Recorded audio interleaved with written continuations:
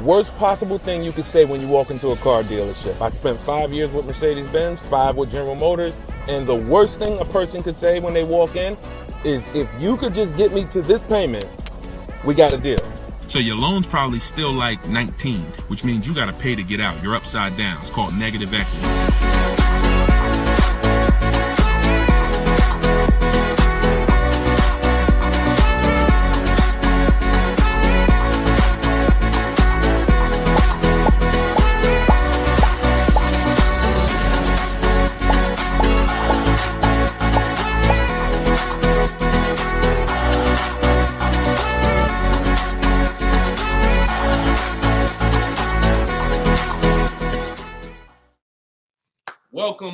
Welcome to episode 4 of Car Shopping Questions and Answers. We are live on 4 platforms: Instagram, YouTube, TikTok, and Facebook. Okay, we already got people asking questions on TikTok. As you come in, we do these shows at 12. Hold on, I want to give my camera time to focus because I'm doing a lot of moving. We do these live shows, it'll focus in 1 second, at 12 p.m. and 3 p.m. Eastern time. Hold on, I'm out of focus. There we go. 12 p.m. and 3 p.m. Eastern time. Now, we broadcast these shows throughout the day because a lot of people can't make the live broadcast. You want to tell your friends about it. If this is your first time with us, you've never been on a live with us before. Oh, wait, hold on. They're saying that hold on, can't hear. No sound. All right, hold on. Let's see. How about that? We're good on TikTok? Let me make sure we're good here on, give me a clear if we're clear on Facebook now. Give me a clear. We always got to do the housekeeping, y'all, and I need your help. Before we get busy, let me know audio is good. I see we're clear on TikTok. How are we on Instagram, on YouTube, on Facebook? All right, perfect. I see the thumbs up just came through. Okay, so this is episode 4. We do these live shows 12 p.m. Eastern time and 3 p.m. Eastern time. So you'll see the broadcast throughout the day, but if you want to actually be live with us, then you want to join us on any of the 4 platforms at one of those 2 times: Monday, Tuesday, Thursday, and Friday. So we are live. My name is Deshone the Auto Advisor. I am the author of the digital book, Cars from Home, 7 Steps to Saving Time, Money, and Avoiding Dealerships. You can get your copy for 75% off during the show over the next 30 minutes in my TikTok bio, in my Instagram bio, or I'm going to put the banner up here. You can go to deshonsbook.com. We have a link in the comment. We have a comment link in the comment section. So I want you to start typing your questions. We get very, very busy. Have your notes ready. Be ready to unlearn what you've learned about cars, because we get below market deals, and that should be your only mission when you are car shopping, is to get below market deals. All right. Now, one thing that I want to discuss. Okay, matter of fact, let's go. Go ahead, throw that up. Let's go to Frankie's question. So this is from TikTok. Can you please give me the percentage breakdown on leases again? Okay. The 1% rule has been around since probably before I ever even got into the car business. The 1% rule says that if your lease payment is 1% of the MSRP, or less, you stole a car. No down payment. So I had a 2018 Jeep Grand Cherokee. It was a $35,000 vehicle. My lease payment was $330 a month. That was under 1%. That's how we indicate that. Now, how we're doing the math is we are taking the MSRP, taking the monthly payment rather, and dividing it into the MSRP. For example, $330, which was my payment, into the MSRP, which was $35,000, and then that gives us 0.009%. 0.009%. Good afternoon, Vivian. Good to see you. So That's how you do it. Now you can multiply by 100 if you want to really get the percentage. You multiply by 100 and you'll see 0.94%. So that has been around for a long time. Shout out to the sharers. I see you, Frankie. Thanks for sharing. Please DM me too. I'm still waiting on ideas for what we could do for the people who share the broadcast. I mean it. We want to make sure we are rewarding people who share, tag, people who invite people to the broadcast. So DM me these ideas. Those are the only DMs I'm looking for because we get too many DMs to really respond to them. We get probably 50 to 100 a day. So we can't respond to all DMs, but those are the ones that I'm looking for. Okay, shout out to everybody who shares. Now, that's been around for a long time. That's how you know you stole the car. It's not even a question now that we still need to get offers because like this is Freener right here. This is why you never want to get excited about one offer unless it's the lowest bid. Here's why. Freener, she just got a, hold on, I'm putting it up here on the screen. She just got a 0.88% lease on a Jeep Grand Cherokee hybrid anniversary edition. $65,000, $65,950 was the MSRP. Her best bid was $579 a month. She's in the video library. She has what we teach. Getting bids. See, so sometimes you could look and be like, oh, this offer looks really, really good. Should I take it? Not if it's not the lowest bid. It must be the lowest out of at least 5 offers. Because what I always tell you is 80% of dealers are overpriced. They're going to overcharge. So that's how you know if you won. Now we had to come up with something. When I started teaching people about leasing, I said, oh, shoot, some of you going to go out here and you've been buying your cars and you're going to walk into dealers and you're going to get a lease and you're going to think it's good because you're still paying less than somebody who actually bought. But we had to come up with something that was showing you when you were overpaying for a lease. And so I started doing some math because I love math. And once I worked the math out, I said, okay, how much are we paying before we're paying too much for a car we're giving back? 1% is the steal.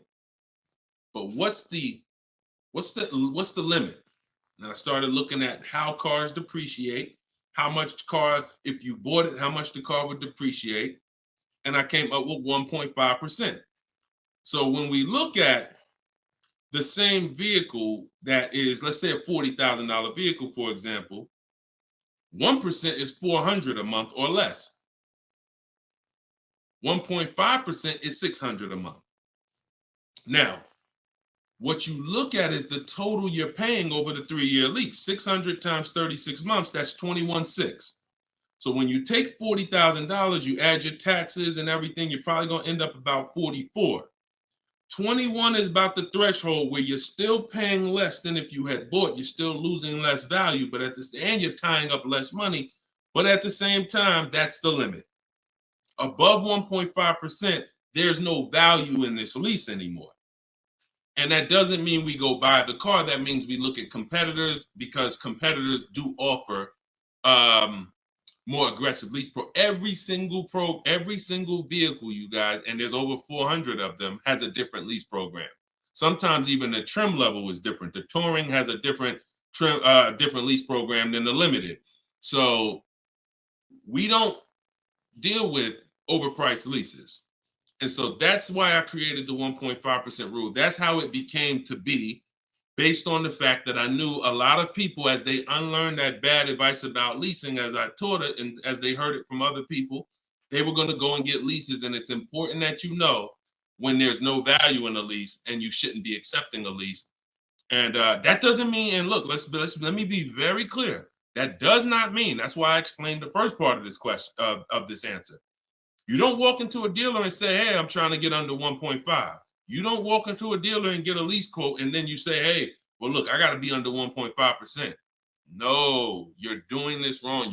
Again, my mindset and what I'm trying to get you to use is Cars from Home, where you should be, the only reason you should be in a dealership is to test drive cars. if you're buying new cars or leasing.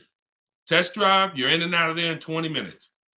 The next time you're back in a dealer is another 30 minutes to pick up your car if they don't deliver. That is the only reason. We never talk numbers in a dealership for a new car or a lease. Are we clear on that? These are rules where it's like, if you want to use what I teach, and I want you to use it so that you can get the results that Frina got, that Danielle got, that we've worked with over 8,000 people in the last since 2021. I want you getting those results. And in order to get them, you got to know what the boundaries are. Deshone says we never talk numbers in the dealership because you have no leverage there. Your leverage is at home, in control, communicating with multiple dealers, and where you can't get emotional. Okay? Clear? So that's the 1% rule, and that's the 1.5% rule, Frankie. Great question. Okay, shoot the next one in, Dolan. Great question. All right, this is Tony on Facebook. And remember, look, y'all, we are live right now. So some of you have seen the rebroadcast, and you're like, Deshone, okay, this is 3 p.m., 12 p.m., we're live. Okay, so this is the time to ask your questions. You're not watching the rebroadcast, and this is also the time to tag a friend and make sure they're here so they can get their questions answered. Shout out to the sharers. And could y'all keep tapping the screen on TikTok and running those likes up? This gets TikTok's attention and gets more people over here because we got to do this together. All right, Tony from Facebook says, hi, my lease is up in a month. I wrote to get 3 quotes from dealers. I only got 1. That's normal. The other 2 are taking their time. That's normal.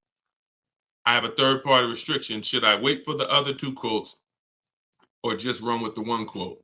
I never run with a 1 quote, and I get 5 quotes. So you're mentioning 3. I never mentioned 3. 80%, again, a lot of what we're talking about, y'all, is math. I'm unfortunate where I have the data. I got probably 5,000-6,000 people who have my book. We probably got close to 2,000 people in the Cars from Home library in my coaching program. That's a lot of data to prove that it's 80% that are overpriced. That's 4 out of 5. So the reason why we must get 5 quotes is because 4 are overpriced. So 3, not enough. Now, if you're doing this manually, this is still easier than you walking into a dealer doing it by phone. But at the same time, I do online. I go to their website.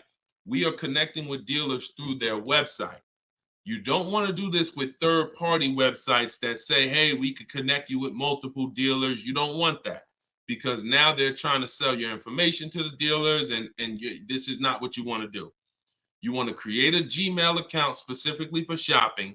We go to 25 dealers' websites. In my book, I link you to all the dealers so that you can just put in the zip code, and then it'll pull up all the dealers around you for every brand. But you can do this yourself. You can go there and you can actually you go to each dealer's websites. We do a copy and paste message. I have a template that I use that the people who follow my stuff use. And the template you need to tell them exactly what you want and what you're open to. Colors wise, this is why we build our car. We always build our car, go to the website, build the car, because we tell them exactly what we want and what we're open to. This takes us 20 minutes to contact 25 dealers online, copy and paste. We're telling them what we're looking for. Hey, these are the colors I'm open to, blue, black, or silver. These are the trim levels I'm open to, limited or touring. We're telling them this is these are the package, these are my must-haves. I need the big sunroof. All of that has to go in to it's not that you're not car shopping online. You're just now you're car shopping against people who their job is to make money. And so if you don't have what I'm telling you I've responded to hundreds of internet requests when I work for the dealers. If you're here for the first time, type a 1. If this is your first time ever being on a broadcast with us, type a 1. I want you to know a little something about me. I was inside car dealers for 14 years, responding to these quotes. So The reason why I'm giving you the exact strategies is because I know there's so many things that you're not trained to give the dealership that they need. They can't give you a quote without it. They can't shop correctly, without it. Okay, shout out to the first time people. Could everybody type welcome to the first time people? If you've been on here before, type welcome to the first time people. Now, once you give them that information, you're copy and pasting that. Copy, paste, copy, paste, copy, paste. You're doing that with 25 dealers.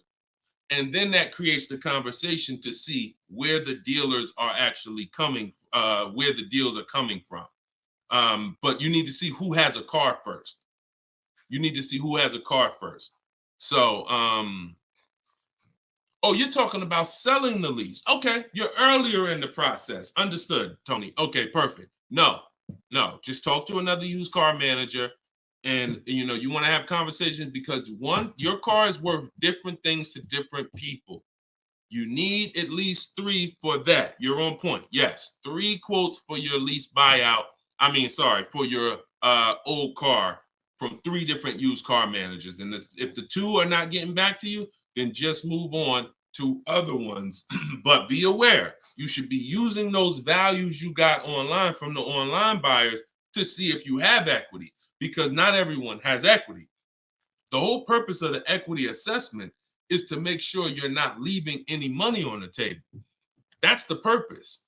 But there's no guarantee. Many people have turned their leases in not knowing that they should have done an equity assessment, and then the dealership sitting on $2,000, $3,000, $4,000, $5,000, $6,000 that they didn't know about. That's what we want to prevent.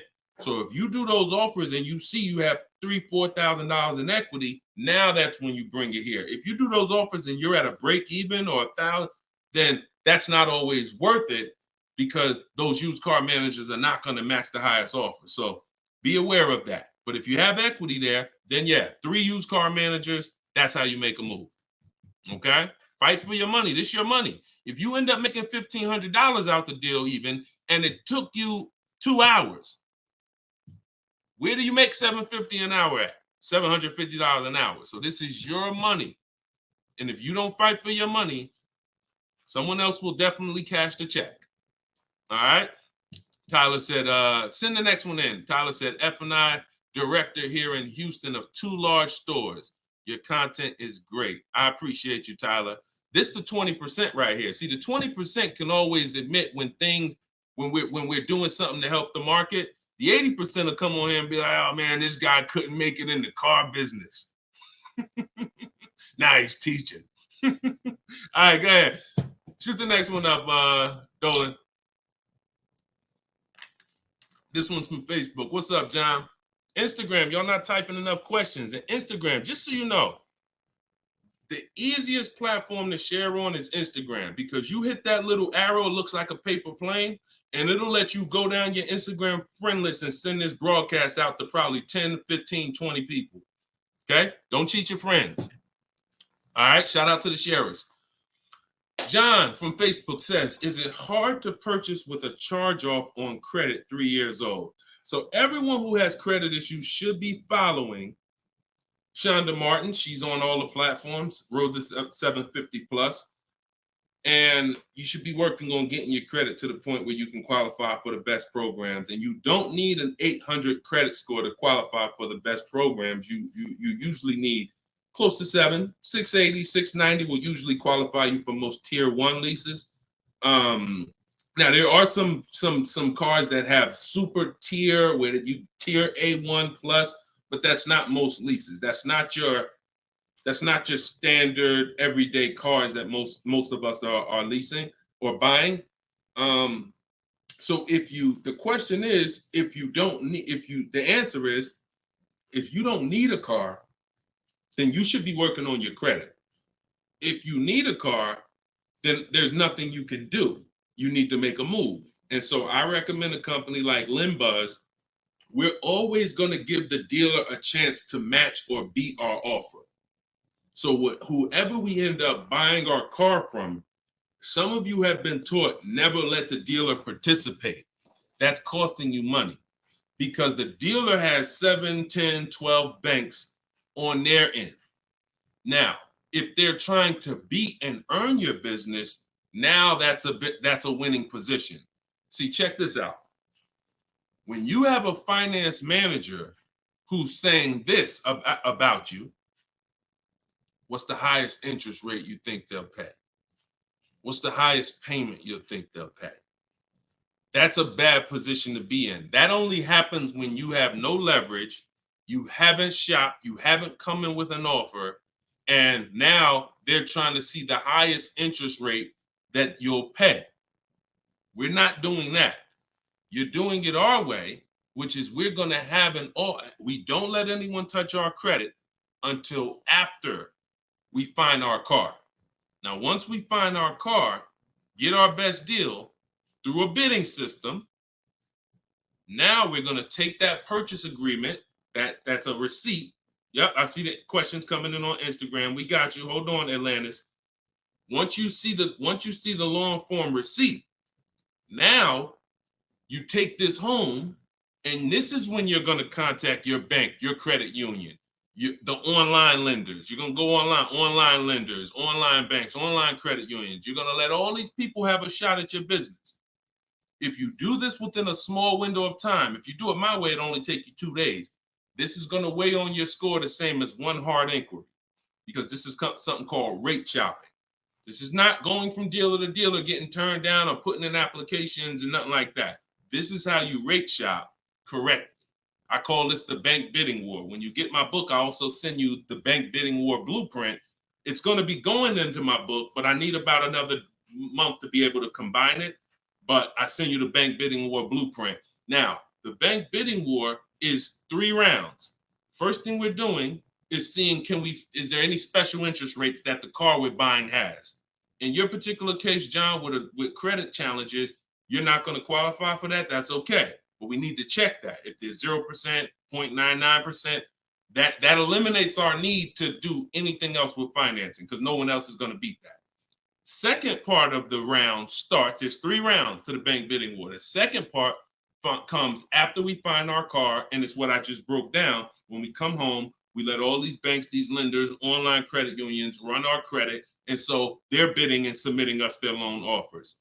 Now, the third round is the dealer. That's when we're going to call the dealer who we reserved the car with and say, hey, I got 6.29 from this bank. If you can beat it, I'll give you the business. Now, this is the big difference, you guys. When you have a finance manager who's trying to beat your offer, who's calling their banks and saying, hey, I need to get 5 point something because this person already has 6. That's leverage. When you start bidding, like I'm teaching you, like what's in my book, like what's in everything we do, in my videos, everything's a bid. You have the leverage. And there's no way for you to overpay when you are getting bids. So that finance manager calls you back, it's only going to be 1 or 2 answers. Hey, Stuart, man, listen, I tried my best, man. I reached out to every bank I got. No, I can't beat that rate, man. I appreciate the opportunity, but you can go with your own financing. In which case, you guarantee you got the best loan. Second thing is, hey, you know what? You had a good rate, man, but I got somebody to beat it. So we can do it right here for you. Perfect. In which case, you guarantee you got the best loan. See, you don't have enough people competing for your business. That's where your buyer's remorse is coming from. That's where your lack of confidence is coming from. That's why you're driving off from a dealer saying, hey, you think we could have got more money? You think we could have got another $1,000 off? That's all buyer's remorse because you don't have enough people competing. So I want you to stop that. I want you to use what I'm telling you to do. All of this is in my book for those of you who like Deshone. I don't even want to remember all of this. It's all in my book, Cars from Home, 7 Steps to Saving Time, Money, and Avoiding Dealerships. This is what I've been teaching for 3 years. And this is what I've been doing since 2015 myself personally. So you can get your book for 75% off. Cue up the next question, Dolan. Oh, John, in your case, though, when you get that buyer's order, you would be reaching out to Limbuzz. So after you find your best car deal, you would be reaching out to Limbuzz and seeing, what their rates would be for you. And then you would be going with, still giving the dealer the opportunity to see if they can beat it. Because once a dealer knows you got an approval already, they kind of have a little more leverage to be able to see if they can beat that approval. But in any case, even if they can't, Limbuzz is pretty generous. but we don't do this until after we find our car. Okay? Great question. Shoot the next one up, Dolan. All right, this is Gemini from Instagram. Can a dealership legally raise the price from what is being offered online? Listen, nobody's suing dealers. So it's not really about what's going on legally. It's probably more ethics than anything. And we don't expect dealers to be ethical. We don't need dealers to be ethical. They've proven that the majority of them aren't ethical. So when you're not ethical, you walk the fine line between breaking the law and not. You walk that gray area. You know, yeah, I overcharged you. I know you could have paid less, but I know, yeah, whatever. But I know I could have sold you the car for less. But I'm gonna tell you that this is the best. Like, all of this stuff is unethical, but it's legal. So when it comes to what we're doing, our job is to protect ourselves. You can't go into a car dealership expecting them to protect you. You can't go into any business transaction expecting the person you're negotiating against or the person who's selling you a product to protect you. That's why we exist, because there's no one out there. If it hadn't been done, you'd been good. If there were, even if the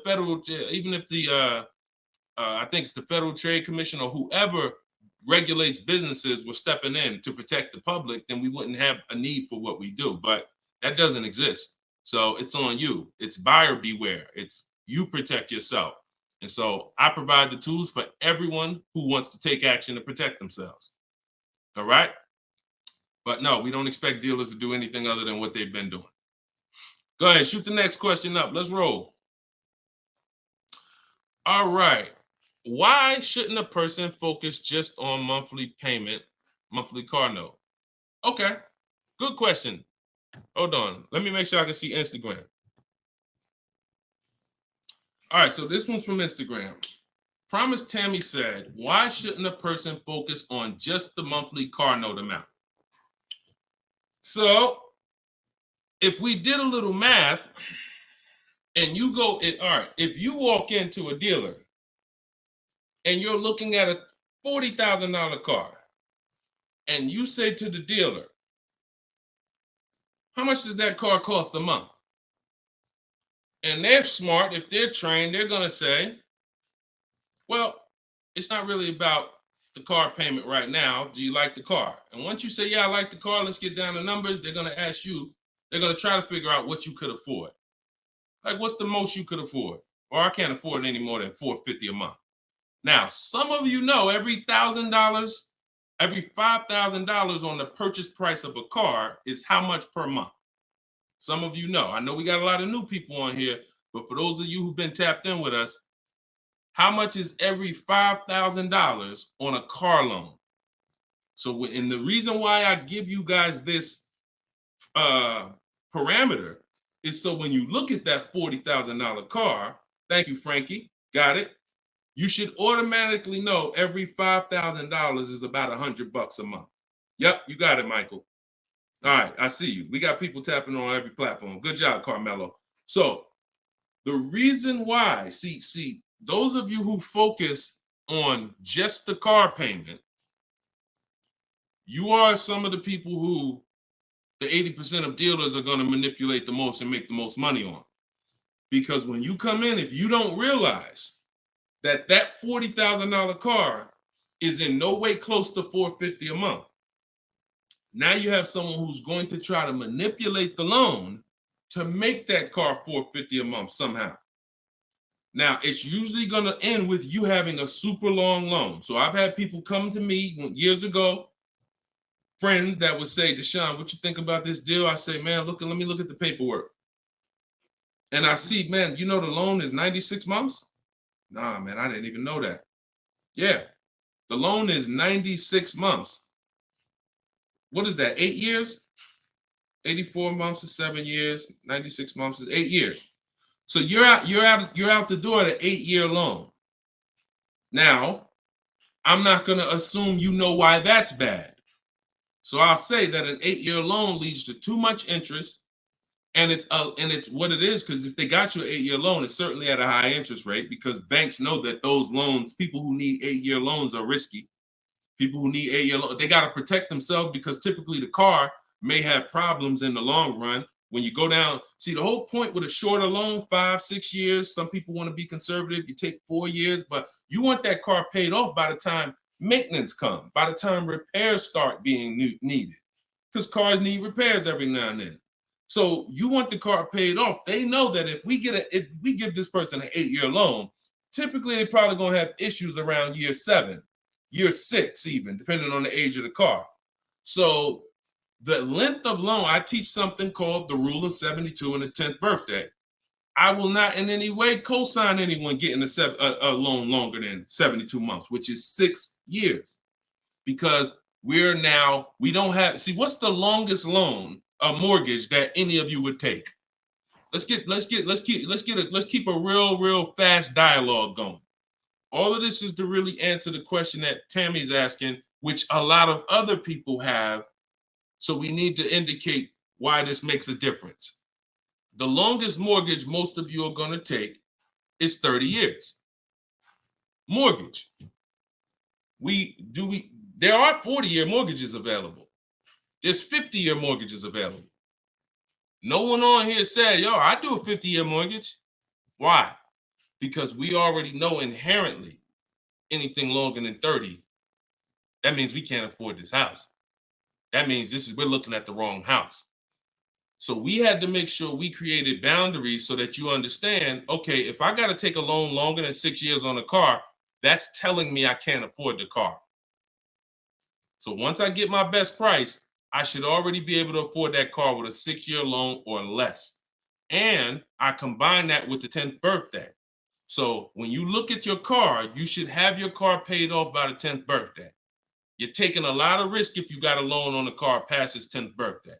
A lot of the times I was in a dealership, people came in with problems, big repairs, and they still had car payments. Car's 10 years old, 11 years old, and they still got car payments. You could run the risk of being in trouble because that car could be in the shop. Some of you have experienced this. Car's in the shop and you still got a monthly payment due every month. Now, this is disaster, and that's what we're trying to prevent. That's why we don't focus on the monthly payment. When we're purchasing a car, we are only focused on the price of the car. We need to, before we even think about monthly payment, how about this? We need to make sure we're getting the car for the lowest price possible. Because some people go in and like, hey, the car's 40 grand. Well, what if another dealer will sell it to me for 35? Once I get the lowest price, then I'm concerned with what my monthly payment is going to be. So there's steps to this. But yeah, don't focus on monthly payment and just stay committed to what we're teaching, and you'll learn and you'll see why, even more information of why that's bad. But we want you to understand the numbers. Okay? Typically, you focus on monthly payments, you don't quite understand the numbers, but you will. All right, this one's from TikTok. Can you give us some tips about co-signing? Ooh, I have a very, very, very strict rule when it comes to co-signing. Now, some people, you're not going to like this. Some people will tell you this is bad advice. It's just my opinion. I've seen tons of horror stories. I've seen people walk into the dealership. I've seen young people who will co-sign, who will use up people's credit, co-signing, and just burn them, because no one cares about, if you don't care about your own credit, you certainly don't care about someone else's in a lot of cases. So, but I do have some rules, because sometimes it's gonna make sense. When you can pay, if a person does not pay, then you're good. Example, my daughter, we're gonna get her a car. I'll co-sign only if I can pay the note if she doesn't pay. So let's say she's working, she's paying X amount per month, I'm co-signing, but if for example, she loses her job, anything happens, I can pay if she doesn't pay. That could be for the spouse. If they don't pay, I will pay it. As long as that's the rule, then you're protecting yourself, because where you get in trouble at is if you can't pay, if they don't pay. He told me he was going to pay it. He's missed 2 payments. Your credit doesn't get, no, they don't care. So you got to be willing to say that. This has to be a person that I'm willing to pay if they don't pay. That means I got to have that type of relationship with them. Or if I can't pay, if they don't pay, I'm not co-signing, because I cannot depend on things that will go wrong. Life will happen. And then I'm sitting out here and my credit was 700, 750, 800. Now it's 620 because they missed 3 payments and I'm struggling to get this car back from them. Okay? Those are my hard rules on co-signing. I don't deviate from them. And those are typically rules that if you follow them, you're going to be safe. Okay? All right. Shoot the next question up, Dolan. Diana said, my brother asked me to co-sign. I told him, hell no. Listen, that's it. Listen, people will ask you to co-sign quick as, listen, people will ask you to co-sign like they just asking to borrow sugar. Hey man, can you co-sign this loan for me? No, listen. It takes a while to build up great credit, and it takes seconds to destroy it. Nicole from Facebook said, are you able to negotiate third-party restrictions in a new lease? So these are two separate things. The third-party restriction is the selling of the old car, not the new lease. We're not mixing these two. So we're gonna, the people who work with me, you're selling your old car independent of the new deal. The new lease is its own transaction. We split everything we do into separate transactions. See, the car business has taught the public to give them up to 3 transactions. Buying a car from them is one transaction. Getting a loan from them is a second transaction. Letting them buy your old car, which you call trade. We don't use that word. That's 3 transactions. There's money in each transaction. There's money in each. That's why there's companies that only want to give you loans. They don't sell cars. There's money in loans. There's companies that only want to buy your car. They don't care about selling your car right now. There's money in buying cars. So you need to separate these transactions if you want to maximize each. There's no way for you to save the most money without maximizing and looking at each part of your deal as its own separate transaction. So if I have a third-party restriction, I'm doing the equity assessment. A third-party restriction is, some of you have leases. We always need to see if there's any equity in our lease before we return it to the dealership. If you have returned your car to a dealership without doing the equity assessment, you don't know how much money you've left on the table. Because if there's $2,000 or $3,000 of equity in your car, the dealer's keeping that, and that's their money. So, or the bank's keeping it when they sell it, that's their money. It's probably the dealer will find a way to buy it, and it's their money. So when we look at an equity assessment, we're going to do it at all times. Now, there's no guarantee we have equity, but we want to guarantee we're not leaving equity on the table. And so a third-party restriction doesn't mean you can't sell a lease. Who didn't know you could sell a lease? Type a question mark. If that's new to you, this is your first time hearing this, you've been leasing, and you're like, Deshone, I never heard about selling leases. I had no idea this was a thing. Type a question mark if this is your first time hearing that you could sell a lease. Okay. Fish Guy Rodney. Okay. See, so more information is coming out. Okay. Fairy Godmother. Okay. Emil. Okay, I'm sorry. I just tore your name up. Sorry. So as you change Shamir on Instagram. So when we look at this, we got to see that the things that we don't know cost us money. So now it's like, once they saw people, because we helped out probably thousands of people in the pandemic sell their leases, used car values, resale values were crazy. So we had people making $5,000, $10,000, $12,000 selling their leases. I sold my Jeep Grand Cherokee lease. I made $8,900 after I drove it for 42 months because I extended the lease and then I sold it.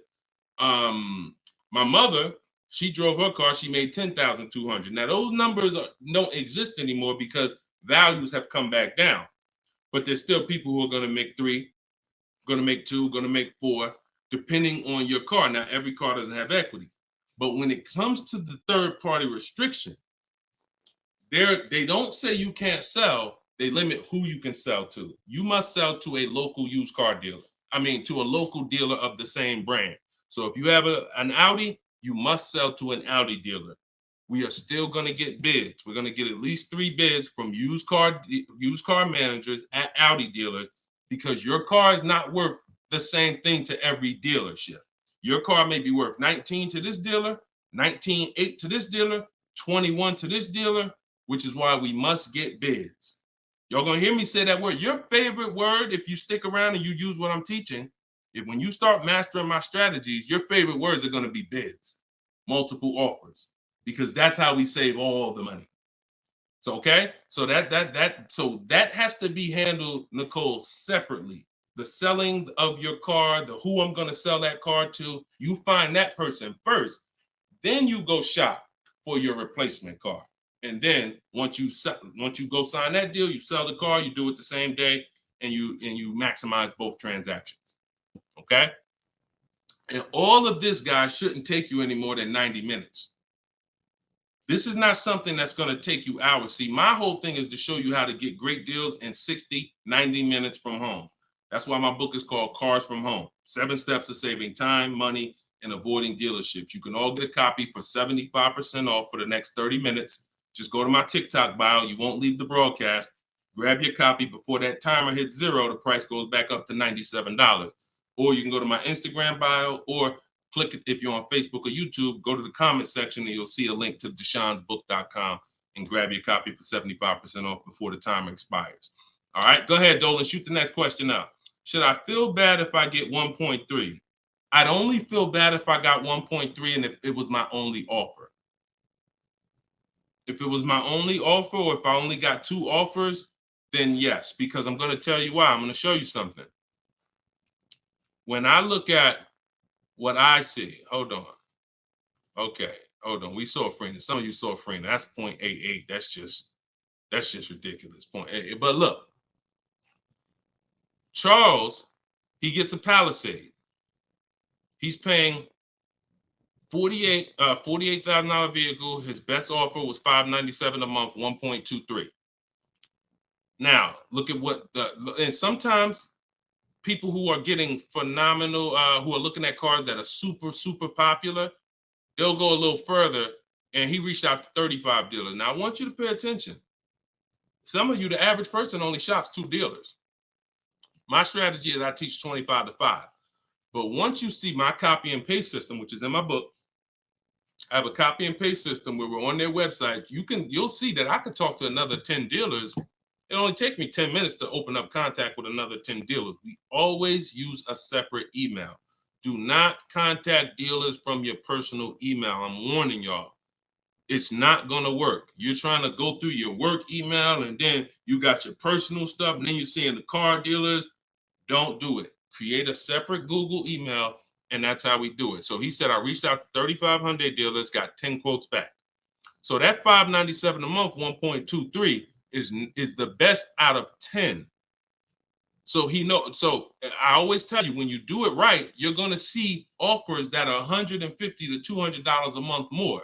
That's when you know you've exposed the 80%, and that's when you know you shop the right way. If you don't see that type of spread minimum, you haven't shopped enough offers. So that's the only time I would feel bad, GKA, is if I didn't get at least 5 quotes, because I don't know if 1.3 was the best. I'm gonna tell you a funny story too, because Freena's in our coaching program, and Freena reached out and she said she was looking at a Jeep Grand Cherokee. Get ready for the next question, but I'm gonna tell y'all, I want to hammer this home so y'all understand the importance of multiple offers and you don't get lazy, because the things I'm telling you might take another 30 minutes, 40 minutes, and they save your family $3,000. You can't put a price on. Well, you can put a price on that. So Freena was shopping for a Jeep Grand Cherokee Limited. She comes to the group and she said, Deshone, this was the best offer on a Jeep Grand Cherokee Limited. It was like 1.2 and change. But she said, the guy that made me this offer said he has this 4XE. It's a hybrid. And he said he could actually do better on that one. She said, what do you think he told me what it would be. It would drop the price here. I said, if you're open to that, then you need to run your quotes again and get 5 more offers on that vehicle, because it may have a better lease program, in which case you need to open it up again. She opened it up again. That's how she got her 0.88% lease. So if she would have just said, well, this guy is getting me 1.1, I'm gonna just take that, then she never would have found a 0.88. multiple offers. That's probably $100 a month difference than what the last offer, $100 a month times 36 months on this lease. You're talking about $3,600. And she did it in minutes. Once y'all learn how to do this, it's minutes. This is not hours. I'm not spending more than 60 minutes on shopping for a car. Now, that doesn't mean I'm not spending time to decide what I want. But once I decide what I want, once you know what you want, 60 to 90 minutes to get the best deal. That's it. All right, shoot the next one up, Dolan. Keep the questions coming, y'all. We are live every day at 3 p.m. Eastern time. Well, not every day. Monday, Tuesday, Wednesday, Thursday, and Friday. Monday, Tuesday, Thursday, and Friday at noon and 3 p.m. So this is our live show. Okay. Throughout the day, though, you may see a broadcast and you'll know, okay, you'll still be able to get value because most of the people who are asking the questions on here are asking the same questions you would have asked. So go ahead, Dolan, shoot it out. This is Raymond from YouTube. How do you structure a lease? So the first thing you want to do is look at the car you're thinking about leasing. And we like to use a 1.25% formula estimate to see if we should be even looking at that car. Okay. So if I'm looking at a car that's $40,000, I'm doing a 1.25% estimate. I'm multiplying it by 0.0125. And then I'm going to see, 40,000. I'm multiplying that by 0.0125, and that comes out to 500. So that's going to tell me if I'm looking to be at 300, that's not the car that I'm going to be looking for in most cases.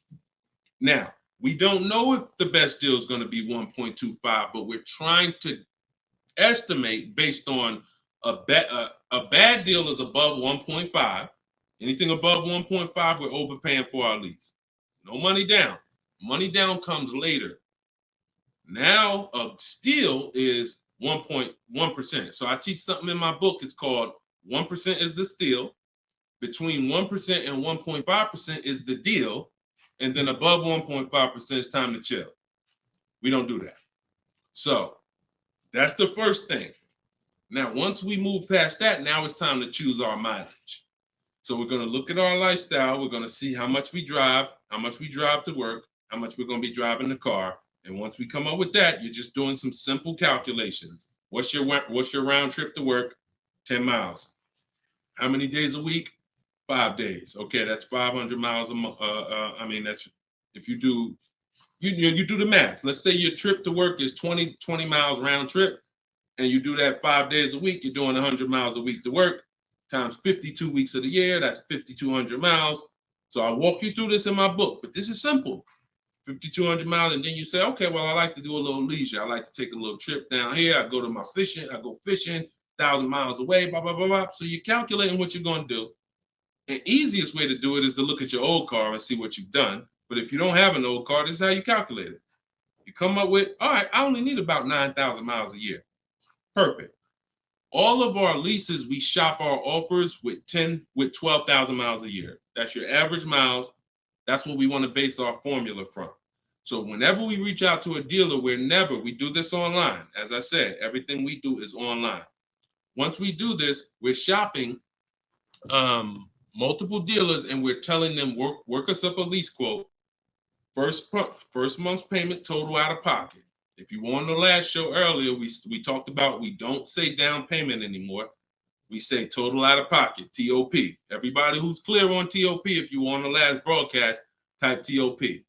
If you weren't, TOP is total out of pocket. That means only thing I'm giving you for this offer right now is my first lease payment, and I'm driving off. Total out of pocket. We're not saying down payments anymore. Okay? So now, we're structuring our lease with first month's total out of pocket, 12,000 miles per year, and that's how we're sending the offers out to the dealers. All online, all copy and paste. These are all templates I have, but I have templates where you just fill in what you want, blah, blah, blah, all in my book. There are links, there's templates, but if you're going to do it your way, that's fine, but this is how you do it. And you can sit in your computer and just copy and paste. And now you're looking to get 5 quotes. That is the mission. 5 quotes, and that's it. That's how we structure our leases. Once you're done and you get your best quote, Now that's when you adjust your mileage. So once you identify the best dealer, the winning bid, now you're going to say to that dealer, hey, can you adjust the offer to 10,000 miles a year? Can you adjust it to 18,000 per year? Can you adjust it to 25,000 per year if you're a high mileage driver? And you adjust it from there. But that's it. You do this over and over, rinse and repeat. Rinse and repeat. All right. Great question. Shoot the next one in, Dolan. All right. Shout out to the sharers. Thank you, Liba. I see you. Thank you so much. This one's from Preston on YouTube. What is the best way to finance a car out of state? It's no difference. It's really no difference. We're going to find the car. We're going to get the buyer's order. We're going to have them. Now, the thing about a used car, if it's a used car, we got to test drive the car. So what you may want to do is if you're picking up a car out of state, you may want to go there, lock up the car, grab a cheap hotel for the night, stay there, because you don't want to eliminate the bidding process. The bidding process is your bank, your credit union, online banks bidding, and then dealers bidding. The dealer who you get the car from, they're bidding against that. Some of you don't really understand how much money is in finance. On a $40,000 loan, 2 points on an interest rate could literally be $2,500. So we got to understand there's a lot of money in loans. So if I'm driving to pick up a car out of state, what I'm typically going to do is go test drive that car. If I like it, I'm locking it up with a deposit. I'm taking that buyer's order. I'm gonna go back, depending on how far it is. If it's 3 hours away, I'm probably not gonna drive home and then come back. Depends on you. I'll probably just post up in a hotel. Go do my financing online. Let all these banks and credit unions run my credit so I can get their offers, and then I would call the dealership the next day and say, hey, this was my best offer. If you could beat it, I'll just come get it from you, and that's it. I'll spend $50, $60, $100 on a hotel to save $3,000, $2,000 on interest on my interest rate. But everything else is the same. So we can't be scared to go out of state. If many of you who are using what I'm teaching, you're going to see. Look at Eddie. Who was Eddie who drove? Hold on. Short conversation. John, hold on. Market. Trying to think. I'll see many of who I'm going to share with you. You'll see they'll say when they're picking up their car, I'm driving 45 minutes. I'm driving an hour and a half away. Look at Sean. Perfect example. Sean, he's also in our coach. Now, I don't want you to think, I got to be in Deshaun's coaching program. There's just some people who are. The information's in the book. We got the video library. For those of you who are like, okay, I like videos to go along with the book, that's fine. I link you to some videos in the book, but then there's some people who coach with me and I can talk personally to them. So Sean comes on here and he comes into the group. He said, he sends this. Look at the amount. He said, I'm looking at some advice on this F-150 Lightning XLT.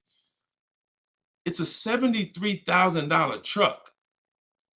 The dealer discounted it $4,900 and then revealed that there was a $15,500 rebate. His total savings is over $20,000 off this truck. So I'm like, all right. Now me, being who I am, I don't know if that's the best. 2015, I sold 2 Maybachs. They had $20,000 rebates on it. So we don't know if this is the best. I haven't seen, this is what I said to him. I haven't seen the other offers yet, but I'm assuming you got at least 5. You're saving over $20,000 on this with this discount and rebate, but the only way to know is to compare to the other offers. See, I'm not going to get excited about this deal until he tells me what I'm about to read to you. That's when we get excited. He said, guess I could have put a little more info on here. Yes, I got about 15 quotes.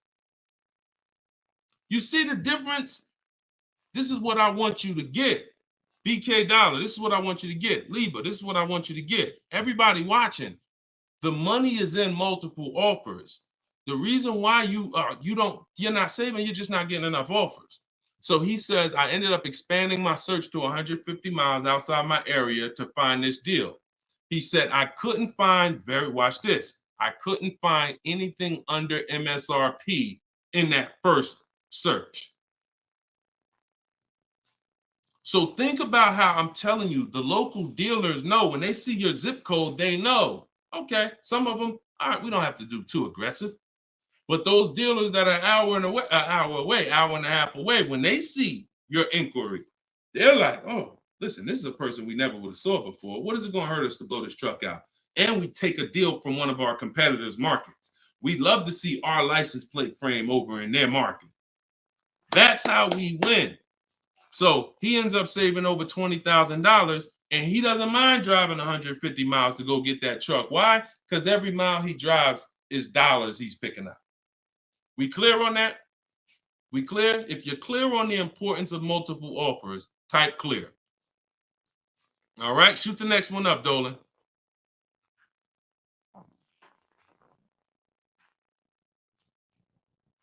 Okay, this one's from Instagram. Atlanta's Black Gabriel, or Gabrielle. I think it's Gabriel, my fault.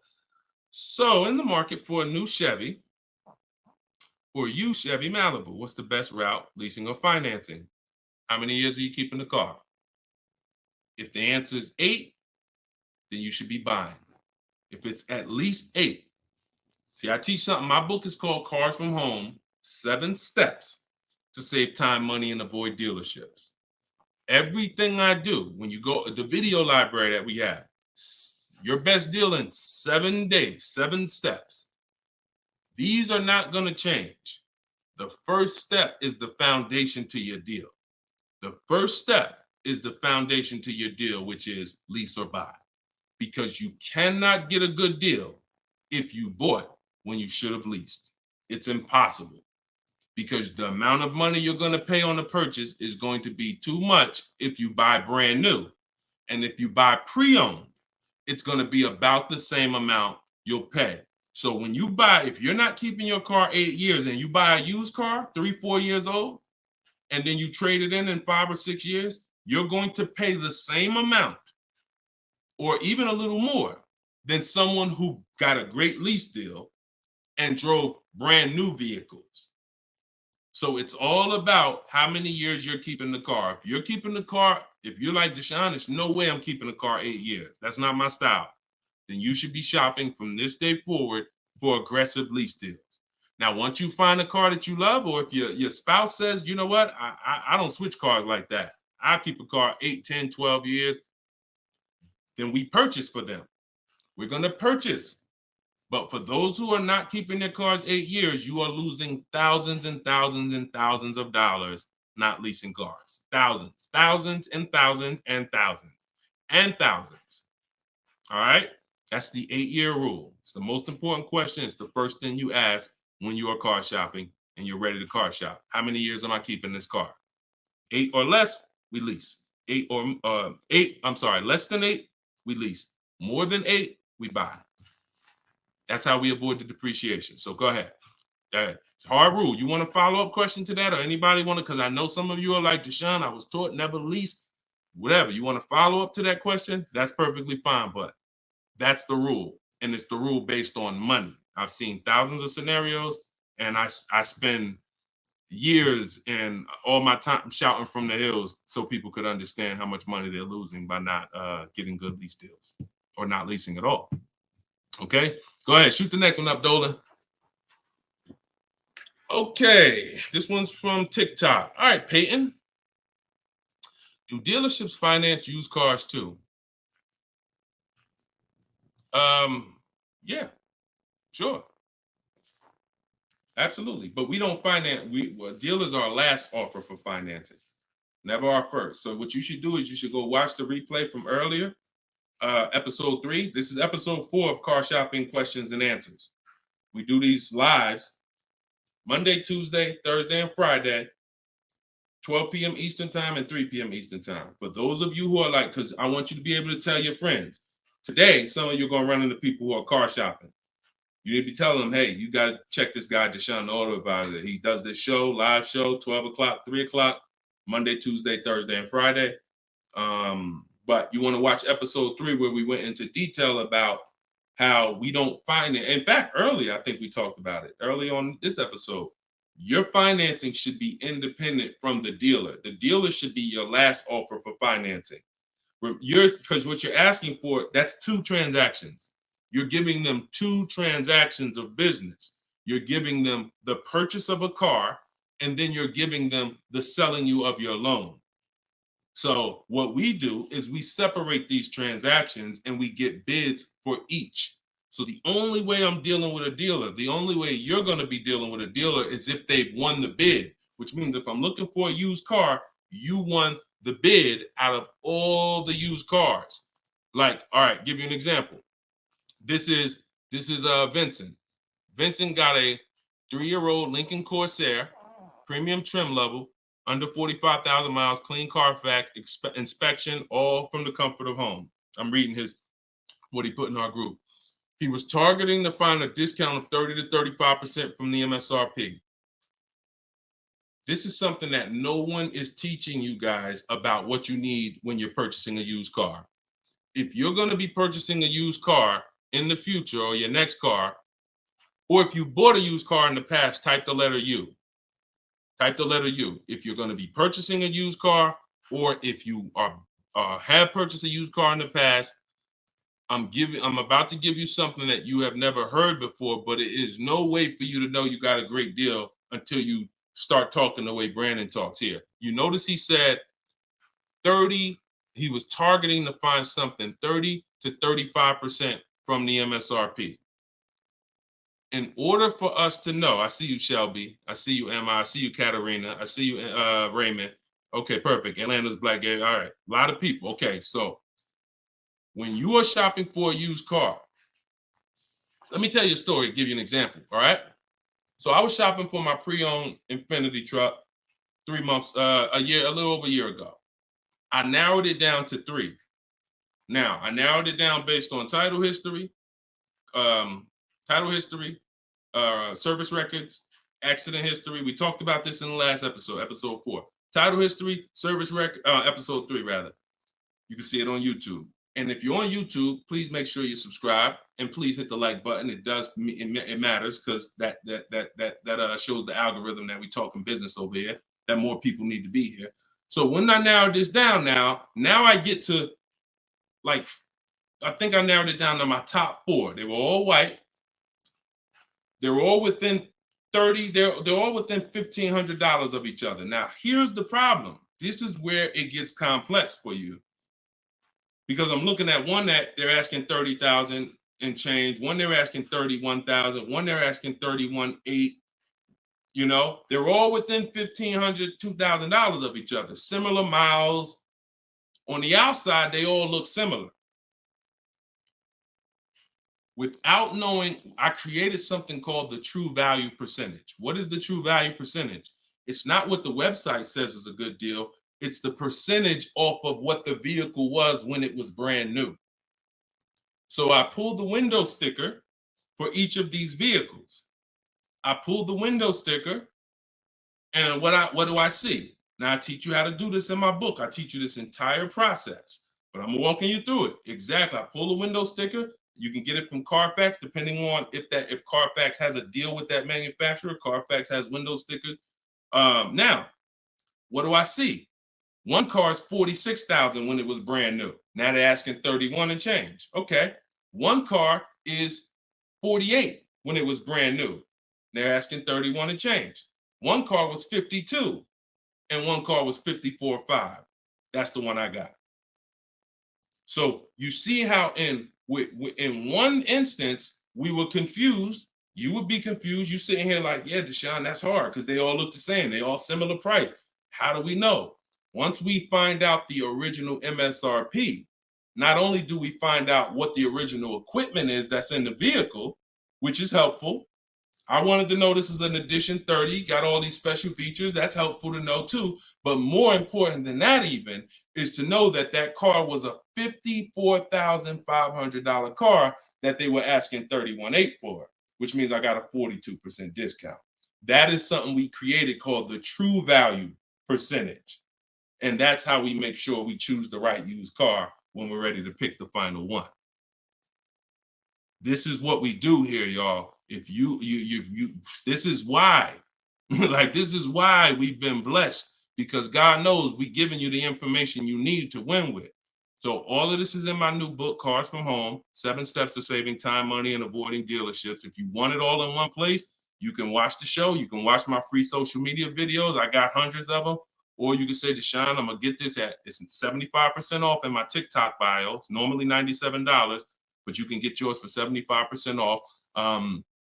And you can get it in my Instagram bio, or if you're on Facebook or YouTube, click the comment section and click that button that says Deshone's book and get you 75% off for 30 minutes. After 30 minutes, price goes back to $97. So, all right, but that's the true value percentage. And that these are the things that we never buy a used car ever without looking at the true value percentage. So when you saw what he said when he bought that Lincoln, as he was targeting to get something 30 to 35% off MSRP, and he ended up getting one for 43%.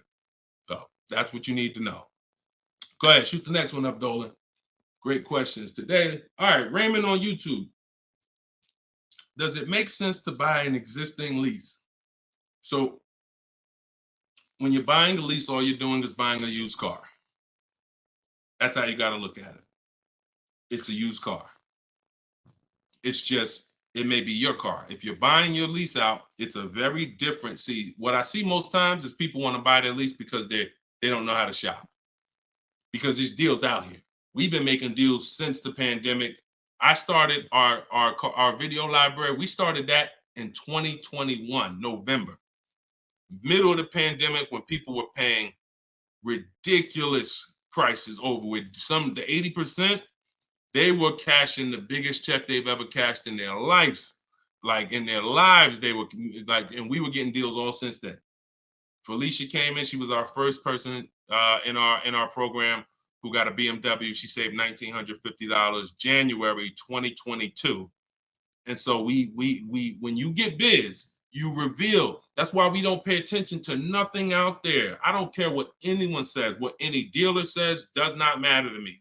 That does not matter, because I know that if we got deals all through the pandemic, oh, forget it. That's why this market, we're killing it even more.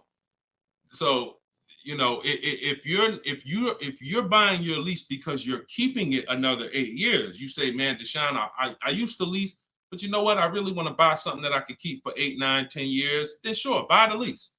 But if you're not doing that, then you're moving from a lease mindset, which is I'm driving great cars, brand new cars, always under warranty in most cases, latest and greatest features, low payments, pennies on a dollar compared to people buying. That's a whole value system. That's mindset right there. These are the people who are shopping for a lease. These are the benefits of leasing. And then you're moving and saying, all right, I'm going to buy a used car now. Very different, very different. So you got to be, you have to have had a change in mindset and goals to buy your lease and buy a used car. And it's never, what I see most times is people just don't know how to shop. When you use what I'm teaching you to shop, get 5 offers, you're going to see there's deals everywhere. Everywhere. Go ahead. Shoot the next one up, Dolan. You can't pay me to negotiate your lease, because I do this in 90 minutes and I'm teaching you to fish. You know, I've had people who used to buy cars from me. Hold on, keep that question up from Nicole, but I saw this person on TikTok. I'm not in the business I'm in the business of teaching people how to fish. So, you know, because what happens is you're building a trust in something. Like, if you're not willing to learn what it takes to do this in 90 minutes from home, like I'm teaching you, then you are the same type of person. That same mindset will lead you to go into dealers because you're just lazy and scared. Now, I'm not saying that's you. I'm warning you to not let that be you. I'm warning you you can't pay me enough. I'm not in that business. I'm in the business of helping people all around the country. It don't matter what you pay. Of course I don't think you would ever even ask me to work for free. I'm telling you though, that's not the business I'm in, because we can help thousands of people all around the country. But you're not realizing that your transaction is a 5-figure transaction. There's nothing else in this world that you're going to give that type of control. If you were going to start a business and it was going to take a $30,000 decision, $30,000 of your money, would you ever be looking and saying, oh, could you do this for me? You see, we do things with cars because we've been programmed to do them with cars. Car dealers have made you so scared that you've been programmed to do something, but you never do it with anything else. You never do it with a house. You wouldn't say, hey, could you just, I'll pay you to get my house for me. I'll pay you to, start this business for me. No, it's only cars. So when you realize that this stuff is easy, that old way of going into dealers and going back and forth, see, you're thinking of the old way. You're thinking, oh, I need somebody to tag along with me. Yeah, I got Deshone sitting over there next to me. I wouldn't be there because I'm at home. Where you see me at, this is where you see me at is exactly where I got my Infinity truck. I just told you about the deal. Where you see me at is exactly where I get my cars from. I sit right here, and all the people who got my Cars from Home book, who are in the Cars from Home video library, they're all right here. Some of them in the airport buying cars. Some of them at their desk at work making deals on cars. Nobody who's learning from me is in a dealership making deals on cars. So that's the old way. And if you think that you got to unlearn that or you can't win with me, you got to scrap that. I know it's painful. I know it sucks. I know it makes you feel like you're a loser. But that's what I'm telling you. Scrap that joint and do it my way. And when you do it my way, you're going to be like, oh, shoot, man, how the heck wasn't I shopping like this years ago? All right. So now Nicole on Facebook. Do you shop or negotiate differently for a car that is low in inventory or shortage? No. Now, the only difference is, let's say, and this is the reason why we connect with 25 dealers. See, in my book, I said we use the 25 to 5. We got to connect with 25 dealers. This takes us 20 minutes because we're using a copy and paste system. So if you're going to all of these Chevrolet websites and copy and pasting in their contact box, copy and paste, copy and paste, copy and paste.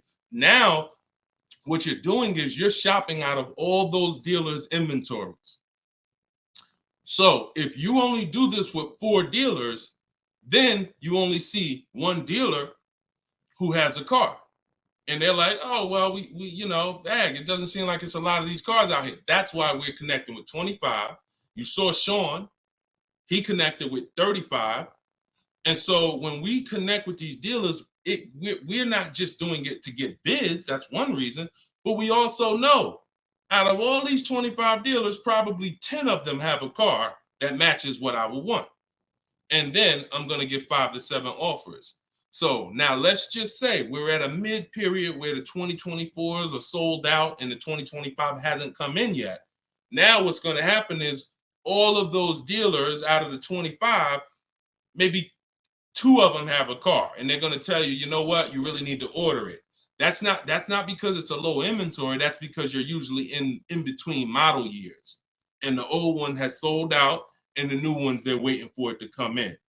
But it doesn't change the way we shop. And sometimes we will order. If I'm purchasing, I'm more likely to order because I'll get bids, and then I'll take the car. But if I'm leasing, we're less likely to order because we don't know what the lease program is going to be. See, I could get a dealer that discounts the car for me $3,000. We had a person in our group, and they were getting a new BMW X4, the X4M, like the performance edition. We had a dealer, their best bid, the dealer was taking off $3,000 off MSRP. So, but the lease program is what we didn't know. And once the car came and they put the lease program on it, we saw that it was over 1.5%. So even at that discount, wow, we saved $3,000. Now, if she was purchasing it, that's a win. $3,000 off, beat everybody else. So I don't mind ordering if I'm purchasing. But on a lease, I'm less likely to order because I don't know what the lease program is going to be until the car gets here. Okay, but yeah, that the process doesn't change. It just we have little caveats based on on low inventory. Okay, process is the same. Nothing changes our 7-step process. Nothing. All right, go ahead, Dolan. Shoot the next one up. All right, great questions today. We got Jermaine, Facebook. So how do you transition out of a finance into a lease? Instagram, y'all not asking a lot of questions. All right, hold on. Get Blooming chosen one. All right, hold on. All right, Jermaine from Facebook says, how do you transition out of a finance to a lease? All right, perfect. So now what I like about this question, Jermaine, is you've already answered the most important question, which is how many years am I keeping the next car? That's step one in our 7-step system. You've already answered that because you've determined I should be leasing. Now the next step is equity assessment. Equity assessment. Call the bank. You don't have to worry about third-party restrictions or nothing because you're not leasing. I mean, you're not coming out of a lease, rather. So you're going to call your bank, get your payoff. You're going to take 20 minutes, go on CarMax, Driveway, Carvana, Kelly's Blue Book Instant Cash Offer, AutoNation Sell My Car, Car Guru Sell My Car. Get those 6 offers. That's going to tell you if you have equity, break even, or if you have negative equity. That's your next step. Don't do anything else until you do that. Okay? See, we always have to account for our current asset before we start moving forward. What happens if he has $3,000 in equity? That means he has $3,000. He could either apply towards his next deal, or he could put that money in his bank account and, maybe he leases the next car with no money out of pocket. So equity assessment always comes even before we budget, before we plan our mileage, before we do anything. Equity assessment is what we do. All right. All right, shoot that next one up. Shoot that one up from Instagram if you got it, Dolan. It might have took you a minute, but because we got it's comments from everywhere, y'all. No matter. Okay, here we go. For your calculator, why doesn't it negotiate to the lowest offer? My calculator is the best. My calculator is the best thing that exists because it takes all the offers you get. By the way, y'all, what she's talking about. And you got to be specific because I do have multiple calculators that I've created in my book, multiple softwares where you plug in stuff and it spits out so one of the calculators that I have is the counter offer calculator. So we never accept a deal until we send a counter. So what we do is we take the counters. We take all the offers we get, we plug them into my calculator.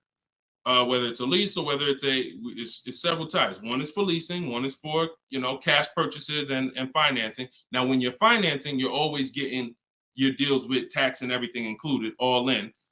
So what it does is it takes all the offers, you plug them in, and then it spits out which one is the best, and it counters everyone based on the best offer. So let's just say a dealer says, I'm gonna do a 1.1% lease, and then this dealer says 1.2. This dealer says 1.3, 1.5. It's not countering all the high offers based on their high offers. It's countering all the offers based on the lowest offer. Because if the 1.1% lease was presented to us, that means any of the dealer could have did it. So now we're calling out the 80% and letting them know that if this dealer offered me 1.1%, then you all could have done it too. You're just choosing not to do it, in which case that's what the 80% do. So we counter every single one. We even counter the lowest one. And some people in the group will say, Deshone, man, this dealer is the lowest, man. Should I be countering them for another $50 less? I say you must counter. Because you don't know if there's another $10, $50, $20. If you don't counter until a person tells you there's no more room, even if they're the lowest, that's not the best deal. So sometimes you counter the lowest offer, and the lowest offer will be like, listen, man, I gave you my best shot. I got nothing else. We know they're telling the truth because we got 4 or 5 other offers that are much higher than that. Sometimes they'll be like, listen, I can't do that $50. I'll get you another $10. That's the best I got. We know they're telling the truth because all the other offers are a whole lot higher. So that's the way the counter offer calculator works. It's gold. It's gold. So all right, we had an hour and 19 minutes. We try to keep these broadcasts about an hour and 15.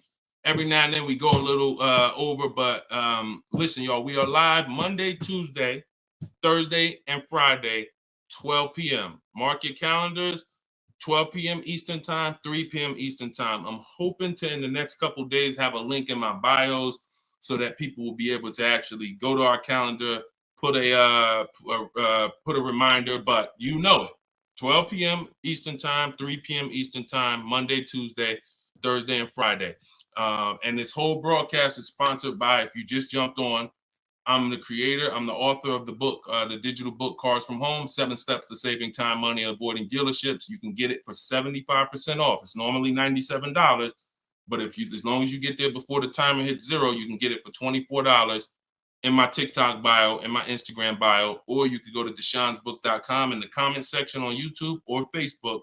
Get your copy for 75% off. I'm also the creator of the Cars from Home video library, and I've coached over probably 1,500 people now since 2021. So we've been doing this. Everything I'm teaching you is proven. And I'm going to tell you, just like I tell my coaching students, when you get my book, see, I don't do questions and answers for my book, y'all. See, there's people who DM me. First of all, I don't even see DMs. The reason why I can't do question and answers because there's no other author that does it. So I make myself available probably more than anybody. But when you buy the book, trust the process. If you don't see me say do it, don't do it. Do everything I say do. I tell everybody, even if they're in my coaching programs, you must trust the process that I'm giving you, and you got to unlearn your old process. Don't even think about your old process. Use my process, and I'll lead you to where you want to be at. Guaranteed. All right, so get your copy. I will see y'all all on the next broadcast. Tell your friends. Welcome to the new followers. Welcome to the new subscribers on YouTube. I appreciate y'all. We'll be back for episode 5. God bless you.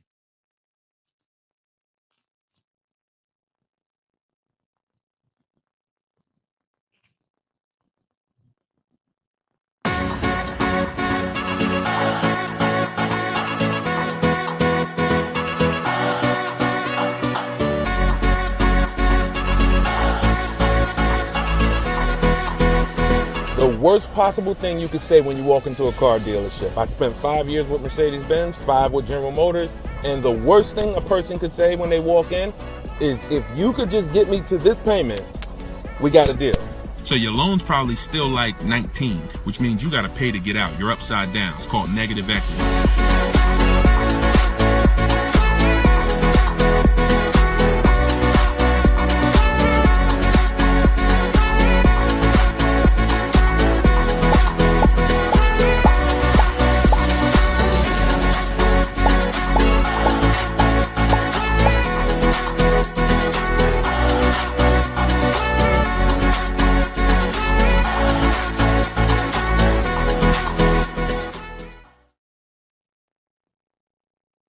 What's going on? What's going on? Welcome everybody to Wednesday, 12 noon car shopping Q&A.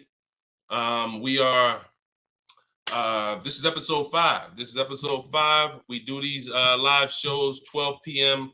We're not going to usually be doing Wednesday, but I said, you know what? Let's throw in a special 12 p.m. Wednesday. So we are actually live. I know some of you may watch the broadcast because we do rebroadcast these lives, but this is actually live, and we're going to be taking questions right now. So as you come in, if you could hit the share button and tag a friend. I'm just getting us up on TikTok right now. I got to make sure I keep people out who are under 18. So come on in. I'm going to share this. If you don't know me, if this is your first time seeing a show with me, type the number 1. Type the number 1 if this is your first time. Welcome back to people who have been here with us in the past or on previous shows. My name is Deshone the Auto Advisor. I spent 14 years in the car business, 5 years with Mercedes, 5 years with General Motors. And now what I do is I show people who want to learn how to car shop from home and how to save more money from home than they're ever going to save in a dealership. So I'm the author of the book, the digital book, Cars from Home, 7 Steps to Saving Time, Money, and Avoiding Dealerships. And I'm also the creator of the Cars from Home video library, which is a step-by-step video platform. But anyone who's on here for the next 30 minutes, you can get a copy of my new book, Cars from Home, in my TikTok bio at 75% off. It's normally $97, but for 30 minutes, you can get it in my TikTok bio for 75% off, Instagram bio for 75% off. Or you can go to deshonesbook.com in the Facebook comments or in the YouTube comments. But let's get busy. Get your copy for 75% off. Everything I'm going to be talking about on this show, once again, this is live. It's Wednesday. This is a 12 p.m. noon show. So for those of you who may have seen the broadcast, this is actually live, so we can start typing our questions in. And my man Dolan's going to pull those questions in as you guys type them. And we're pulling questions from TikTok. We're pulling questions from Instagram. Shout out to TikTok. Y'all can start typing your car shopping questions, and let's get busy. What's up, Mike? What's up, Fancy Girl? What's going on, Crows fam? I see you back. Good to see you. What's up, Manly Snacks? Good to see everybody coming in on TikTok. And as you come in on TikTok, can y'all start tapping the screen? If you're going to spend 10, 15 minutes with us, start tapping the screen, shooting those likes up. And then my man Dolan is going to bring in the first question when y'all type it. So Instagram, make sure y'all typing. Sometimes Facebook and YouTube, we notice y'all are a little slow. We need y'all to get a little faster because TikTok always types their questions fast, and Instagram usually types their questions fast. But Facebook, y'all got to get a little faster with y'all questions. So we know that y'all going to step up today and start getting your questions in. All right. I see one that came in from JC. You want to pull that one up, Dolan? On YouTube? Okay. Our best deals, are they made from the comfy confines of our home, or should we hammer it out at the dealership going toe-to-toe, jab for jab with the salesman, finance, and sales managers? Well, you have no leverage when you're face-to-face with someone. And leverage is what gets you good deals. Leverage is what, oh, we up to 500 likes on TikTok already. Shout out to y'all. Keep tapping the screen. Appreciate y'all. And tag a friend. Everybody bring your friends over. They need this just as much as you do. So what JC from YouTube just asks is it better? He's basically saying, am I gonna lose something by not being in the dealership face-to-face with a car salesman? You know, am I losing something? And it's a good question, but you're losing something by being there. And let me explain why. You're losing something by being there because your leverage in a negotiation, it comes from you talking to other people and having other offers. Let me give you a real example so that you can really understand that. When people are negotiating for your business, you're going to save the most money without trying. You go into the supermarket. Do you have to try to find the best deal on laundry detergent? Do you have to try to find the best deal on, anything, spaghetti sauce? No. Why?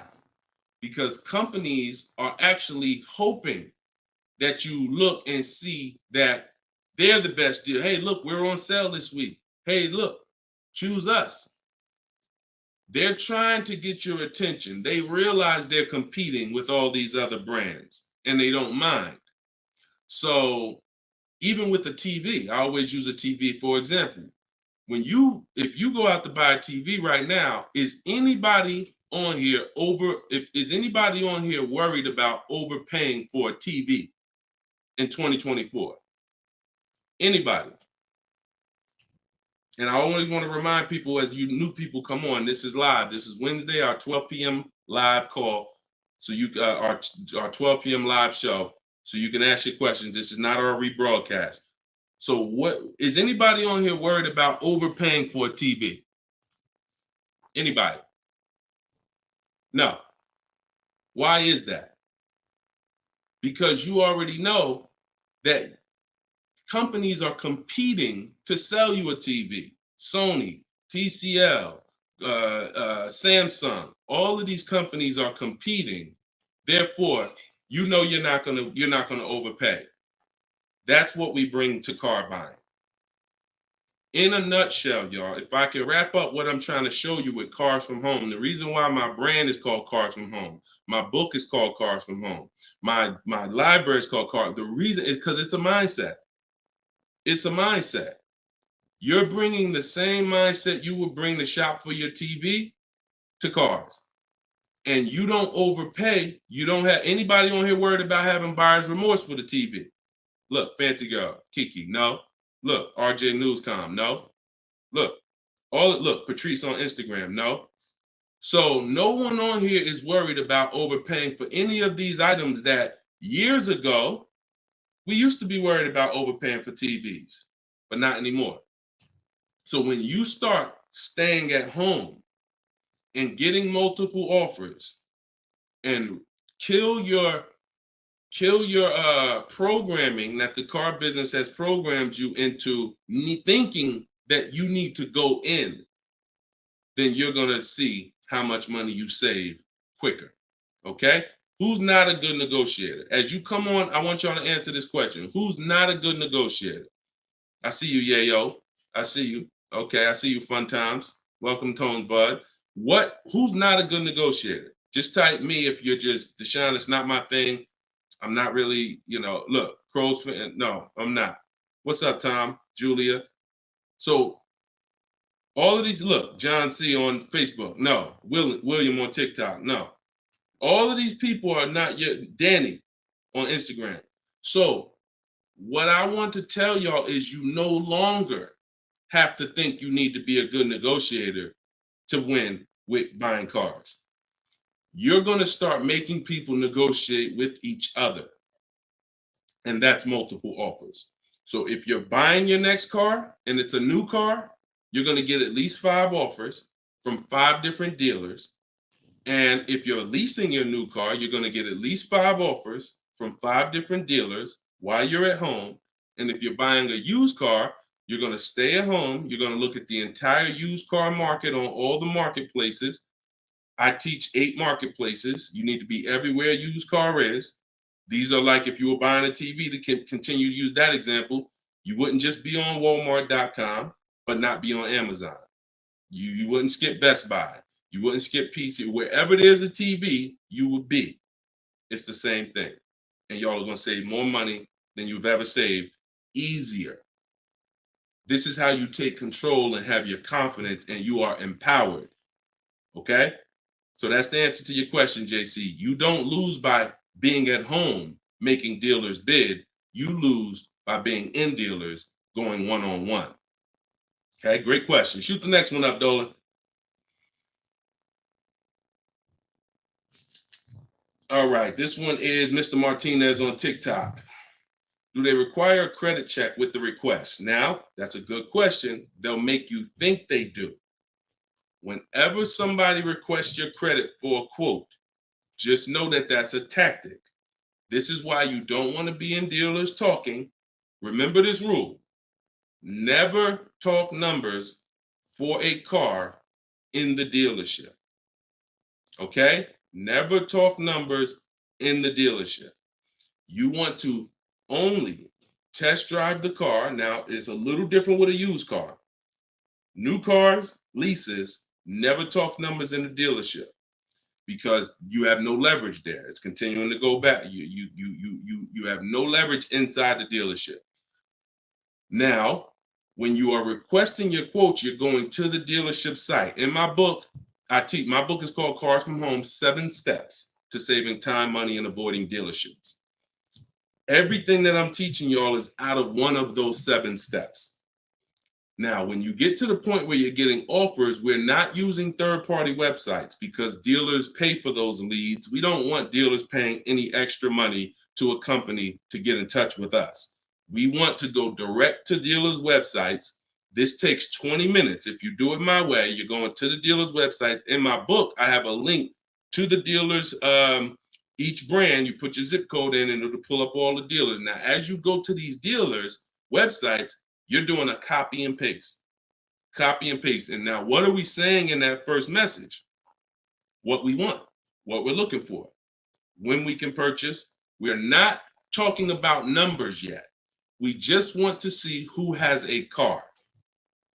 Now, once we see who has a car, now my strategy that I like you to start using, and some of you who have my book, you've used it already, is the 25 to 5. 25 to 5 is when you're connecting with 25 dealers online, and the goal is to get 5 offers. So, and the reason why we get 5 offers is because 80% are overpriced. So 4 of those 5 offers are usually going to be overpriced. That's when you know you did it right. So when we're getting our quote request, one dealer might say, oh, I can't do it without credit. One of the things we say when we're requesting quotes for a lease is assume tier 1. Now, for those of you who are purchasing, not leasing, you're going to request quotes all in, taxes, fees, everything in. Now, there are people who are going to try to knock you off your game. Some of you know, if you have my book, I have scripts for everything they're going to say, because I used to have to use these templates. You're going to hear stuff like, oh, we need you. When can we get on the phone? Can we just have a quick phone call? My script for that is, I'm going to be handling my whole process from home. I'm only going to be talking to the person who actually makes the best offer. And then you always end with a question. So you will always ask. You never want to end your communication online just end with a statement, because they're trying to get you on their agenda. You're trying to keep them on our agenda, which is, you're either going to let me know what car you have. Do you have a car that matches what I want? Second, once I confirm you have a car that matches what I want, can you give me an offer for it? That's what we want. And everything we do is to stay on that agenda. Does that make sense? When you're leasing and you're buying new cars, you have to have an agenda, because, again, I'm trying to teach you, I want you shopping with strategy. I've been doing this, helping people since 2021. We've helped over 8,000 people, probably 6,000 with my book, another 2,000 with our video program. So this, we know, works. I'm not telling you something that I'm hoping works for you. You just have to do it. But what you're going to have to do is stick to the agenda and realize that my only two purposes is to find out, does a dealer have a car that matches what I want? And can you make me an offer on it? That's it. And now I have scripts in my book that do that. For all of you who just came on, this whole show is sponsored by my new book, Cars from Home. And you can get your copy for 75% off. It's normally $97. It's a digital book, because I need to update it as things change in the market. And if you got a print book, if I printed a book and now I mailed you a book, now you got the book and it works now, but when you go to use it a year from now, some things may change, some websites may change and whatnot. Now you got to buy another book. So this book is a one-time, you get upgrades as I upgrade it, and I probably updated it at least 4 times since I launched it. So get your copy for 75% off in my TikTok bio, but you only got 30 minutes. Once 30 minutes passes, it goes back up to $97, which is still a great price, by the way, because you're going to save thousands of dollars using it in my Instagram bio and my TikTok bio. So you're never getting to the point, Mr. Martinez, where you are giving a person an opportunity to run your credit, because everything you're doing is at home requesting information. So as long as you get into the business of being at home, writing and requesting prices and seeing which dealer is going to offer you the car for the best price, you're never going to be in a position where you need to be giving your credit, because there's no reason. And if you give your credit, you really fell for the game, because now they locked you into them, which is the goal. So no reason for everybody, no reason to give credit to give somebody our credit to get an offer. All right, go ahead, Dolan. Next one. Type your questions. I see a lot coming in from Instagram. I'm in the dealership right now. Vital on Instagram. Keep that up, Dolan. Vital just said I'm in the dealer right now. Now, if you're there negotiating, then you're never going to get the best deal. You're never going to get the best deal. Understand, y'all, I'm not playing games. For those of you who don't understand what we really do here, like, this is Greg right here. Greg used our strategies. He got a $56,000 Kia EV6 win. He got it for $527 a month on his lease, no money down. That's through bids. That's not through negotiations. Danielle's lease, $44,000 Audi A3. She got it for $550 a month, no money down. You know, this is on a purchase here. Sean bought, and some of you may have these cars and look at your payments. And you're going to say, Dad, Deshone, I got that same car, man, and I ain't get that price. That's why I'm trying to tell you to listen. And like, we're not regular here. And sometimes I think, like, I'm not the public. I could be in the car business making $200,000-$300,000 a year if I wanted to. This is not God's plan for me. I'm trying to give you the game, but you got to understand who I am. This ship has sailed. We've been doing this for thousands of people since 2021. If you just now here and you just finding me and you haven't used my stuff yet, like, you missed it, but understand, don't keep missing it. This Sean, he got this F-150 Lightning XLT $73,000 truck, brand new truck. He saved over $20,000 getting bids my way. And the people who learn from me, they're never going back to the old way. They're never going back to negotiating and dealing. It only take one time for you to use what I'm telling you and see how quick you buy cars and see how much money you save to realize, oh shoot, I'm never going back to that old way of car shopping again. All right. So if you want to do it, you need to leave that dealership. Unless you're just there to test drive, that's different. So Instagram. Considering leasing a car, but feels like it will keep me constantly having a car payment if I choose to keep leasing at the end. Could you please explain the strategy to leasing versus financing? Absolutely. So when you're leasing, so this is a great question. Somebody said, look, if I lease, I'm going to always have a car payment. That's absolutely true. And so there's two totally different ends of the spectrum, y'all, when we look at how we acquire cars and get the best deals on them. One is a lease. My goal is to drive a new car, always under warranty in most cases, except if I'm a high mileage driver. I'm paying pennies on the dollar compared to somebody purchasing like that same car that Greg got. He's paying $527 a month. That same vehicle would be, it's a $56,000 car. That same vehicle will be $1,000 a month on the car note, at least on a 6-year car note. So I'm paying pennies on the dollar. I just had somebody today, he's going to pick up a brand new Kia Telluride. He got a payment of in the 400 range of $42,000 Kia Telluride. Once he negotiated it, he decided he was going to put $2,500 down because he wanted his payment where it was. But he already had a ridiculously low payment. It was like a 1.1% lease deal on a Kia Telluride. I told him, I said, you know that same Kia Telluride, $42,000, that would cost about $800 a month to purchase? He said, yeah, I know. I used to buy one. I used to buy mine. He actually had one. It got totaled. So he knows how much he was putting into that vehicle before he actually figured out he's not an 8-year person. So if you're not keeping your cars 8 years, you should be shopping for aggressive lease deals because it's pennies on the dollar. And we shop with bids because it's easy. It's fun. We're in control. And that's the way we do it. Now, the other side of the spectrum are long-term vehicles that are going to be what we call a keeper. If anybody who has a keeper in their household, type a K. If you have a vehicle in your household right now that you've had for more than 8 years, type a K. Type a K. Type a K. As you come in, y'all, if you're on Instagram, could y'all hit that paper airplane? It looks at the bottom of the screen. It allows you to share this broadcast with your friends. And could everyone who shares, could you share this broadcast? It does help. It matters. And I'm never going to stop asking for it. And I'm never going to stop appreciating the people who share. I appreciate you guys. And your friends will appreciate you more than anything, more than even I appreciate you. When you tag a friend who doesn't know me and they're car shopping, they'll appreciate you more than even I appreciate you. So, okay, all right. So we got John on on Facebook. We got Michael. We got hold on, let me see. Acura MDX. Rob Korn got an Acura MDX on Instagram. He's had it 195,000 miles.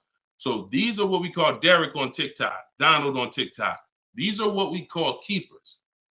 These are vehicles that, again, someone asked a question about understanding if I always have a car payment, if I lease, can we please explain the strategy of leasing versus financing? I just told you the benefits of leasing. Now, all those benefits come at a price. Now, the other side of the spectrum is the long-term keeper vehicle where now we have outlived depreciation because the unseen expense is the one that's killing you. The unseen expense is depreciation. When you buy your car today for $30,000, tomorrow it's not worth $30,000, right? Tomorrow, you can buy a car today for $30,000 and bring it back to the dealer tomorrow. They're not just giving you your $30,000. You've lost money in one day. That's depreciation. Now you can sit that car outside your house and you can have that car. You don't drive it 1 mile. You never even touched it. And you go out there and a year later, is it worth $30,000? No, right? You never told, but Deshone, I didn't even drive it. But you understand, it's not worth $30,000 anymore. It sat there for a year. Now it's probably worth $24,000. That's depreciation. So some of you have been trained to think, oh, well, I buy my cars because I don't want to pay for the mileage. What I'm trying to get you to understand is when you understand depreciation, you're going to see not only do you pay for the mileage, whether you buy or lease, you pay for the car whether you drive it or not when you buy. Does that make sense? Type clear if y'all are clear so far on this, on these principles. Because it's bad information that's been fed to you for all these years that, oh, you know what? I like to drive as much as I want. Oh, I like to do everything and I don't want to pay for mileage, so I'm going to buy. But what you're seeing now is, oh, shoot. If I drive no miles, my car's worth less. If I drive average miles, my car's worth even less. If I drive high miles, my car's worth even less. Depreciation. It's the unseen expense. So now our goal with purchasing the right way and picking whether I'm going to shop for great lease deals or whether I'm going to be a long-term keeper is to avoid where the depreciation loses us the most money. The most money. Look, right here, 3, 4, 5, 6 years, you're losing the most money. This is when you don't want to have bought your car and replaced it, because you're losing thousands and thousands of dollars every year. And now many of you have been taught it's okay to switch cars while you're in here, dropping. But going back to the keepers know, all right, I'm switching cars when my value is like this, my depreciation. So all of you who said out there that you got a car that you've had for 8 years, 10 years, 12 years, now you're gonna, here's what proves to you what I'm saying is true. The keepers, which is why I'm trying to get you guys out of that middle, all you 3, 4, 5 year people, 6 year, 7 year people that do not lease. You don't keep your cars long enough to outlive this depreciation, but you don't lease. You're losing the most money by far, thousands and thousands of dollars every car you buy in resale value, because you flip cars, try to trade them in while you just lost thousands and thousands of dollars. So on the other end, those of you who said, Deshone, I got a keeper outside, if that car today is worth $5,000, a year from now, it's probably going to be worth $4,800. That means you're no longer losing value like this. You're only losing value little by little, and you've outlived the depreciation. So your goal when understanding should I lease or buy is like, Deshone, okay, how do I avoid this? Well, if you're not keeping your car 8 years, you should be shopping for leases. Everyone who told you otherwise was wrong. I'm not going to say they were malicious, but they were incorrect. And unfortunately, I call them confidently incorrect. Dangerous. Being confident and incorrect is dangerous to you and others and everyone who's going to listen to you. So I'm telling you the truth based on numbers, that shopping for lease deals is here. If I'm not keeping my cars 8 years, I need to be shopping for great lease deals. If I'm going to keep my car more than 8 years, then I'm going to purchase and I'm going to make sure I get a car that's going to last 8+ years so that I can outlive the depreciation and win with long-term ownership. But I'm not stuck in the middle. Clear?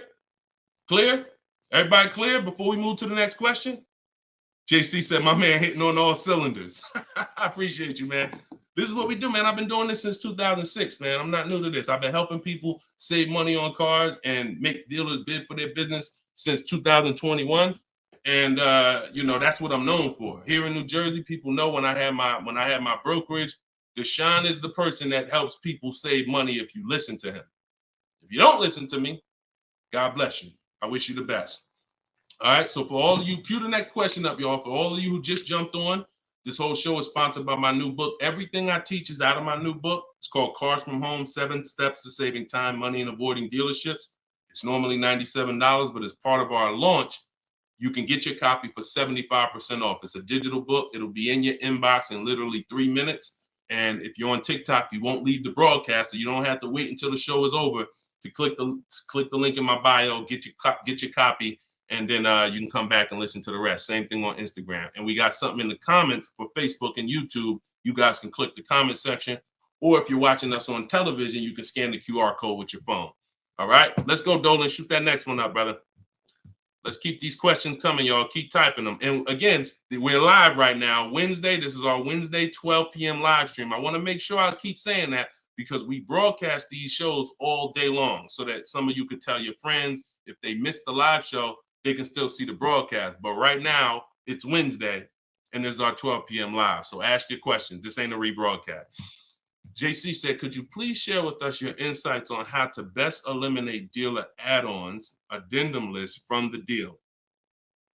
Example, windows etching, low jack, nitro in the tires, Scotch guard. Okay, you name it, whatever. I always say this, and I have a video that has done well. It's been seen by several people, and it says we don't negotiate with dealers with fake fees. You can see what I need you to know is 80% of dealers are overpriced. 20% are trying to beat their competition and they don't mind competing. These are the best people in the world. These are the people you want to find and buy from. But there's 17,000 new car dealers in this country. There's 100,000 used car dealers in this country. Somebody tell Isaac on TikTok that we just answered that question. So if there's 17 million new car dealers in this country, 17,000 new car dealers in this country, and 100,000 new car dealers, used car dealers, and 80% are overcharging, then you need a strategy to find the 20%. That's another reason why you cannot walk into a dealer and think you're going to get your best deal, because you don't know. You have a much higher chance of finding an 80% than you do a 20%. Does that make sense? It's more than likely when you walk into a dealer and you request a quote or you request an info, even the dealer that you've been buying from, they're going to say, it's more than likely you're dealing with an 80% dealer just based on the sheer numbers. It's not 50-50. And like I said, I've worked with 8,000 people since 2021. We have the data to show this is not 20% is who you're looking for. That's who we're looking for. So what we do is we need to sort for them. We're not looking to walk in. We're looking to stay at home and sort for them. The 80% are going to do what the 80% do. To answer your question, JC, I'm not interested in getting an 80% dealer to take off their fees because that's not what they do. Thanks, Carter's dad. That's not what they do.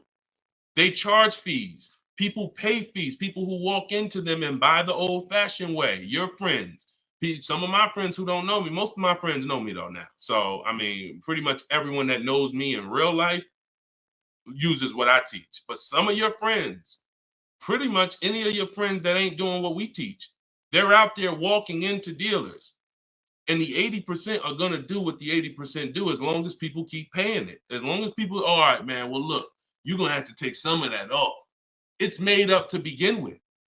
So how do I win if you're taking off $2,000 of fees you made up and then I think I won? How's that a win? So the tactic is the worst kind of people are going to start so high. It's called padding the deal. So when you walk into the dealership, I'm padding the deal if I'm the worst kind of person. If I'm somebody who I bounce from dealer to dealer, I make a lot of money, but my customer service scores are low, but I make a lot of money, so I always have a job. Now what I'm going to do is you're going to sit down, and I'm going to say, all right, which car are you looking for? Which car are you looking for, Diana? All right, Miss Roberts. All right, here's what we're going to do. Okay, so it's going to be working out about $650 a month. All right. Shoot, that seems kind of high. Here's the problem when you're in a dealer. You don't even know if $650 was the right starting point. Maybe the real starting point was supposed to be $550. But I'm going to start you at $650 because I know psychologically you need to think you won. See, pay attention to this. Pay attention to what I'm telling you. Selling you a car, the way the car business has programmed you, it's not about you winning. It's about making you think you won. It's a psychological game that car salespeople are trained heavily for. So when you come in and I tell you it's 650, or when you look at that car and you see it and you're like, the window sticker says 42, but when we sit down and I say, okay, we got this fee and we got that. All right, so asking price is 45,700. And you're like, wait, but the window sticker says 42. But yeah, these are the add-ons that we have. All right, now I'm starting so high that I can take off money to make you think you won, and I still end up winning because I really didn't take off anything. So this is why we don't play the games of back and forth with fake fees. What we do is we sit at home, we get bids, we look at, if we're looking at pre-owned cars, we're looking at the marketplaces, we're narrowing it down, because my strategy for shopping for used cars is different than new cars. New cars and leases, we use something called the 25 to 5 strategy. That's when we reach out to 25 dealers to get 5 quotes. Used cars, we use the multiple marketplace strategy, where we go to all the used car marketplaces and now we look at what the low price is in the market and we sort it down to our top 3, top 5. And then we take it, we got to make sure there's no fake fees on them, because that's a tactic they'll use on used cars. Fake fees, put a price out there. So everything is a screening process. That's what I want you using, a screening process, a sorting process, so that the best deal reveals itself. You don't negotiate for it. But we don't try to turn 80% dealers to 20%. They're never going to be that. Maybe they will if we change the whole industry, and they won't be able to keep their job if they don't change. But for today, 80% dealers are going to do what 80% dealers do. That's not our job. Our job is to find the 20%. Clear? Good question. Great question. Shoot the next one up, Dolan. We're live, y'all. This is Wednesday. This is episode 5 of Car Shopping Questions and Answers. We don't usually do a live show Wednesday. It's usually Monday, Tuesday, Thursday, and Friday at 12 and 3 Eastern time. So that's the schedule. If you're like, man, Deshone, I want to make sure I tell my coworkers, I got people in my church, they need to see this. Tell them Monday, Tuesday, Thursday, Friday, 12 p.m., 3 p.m., we're here live.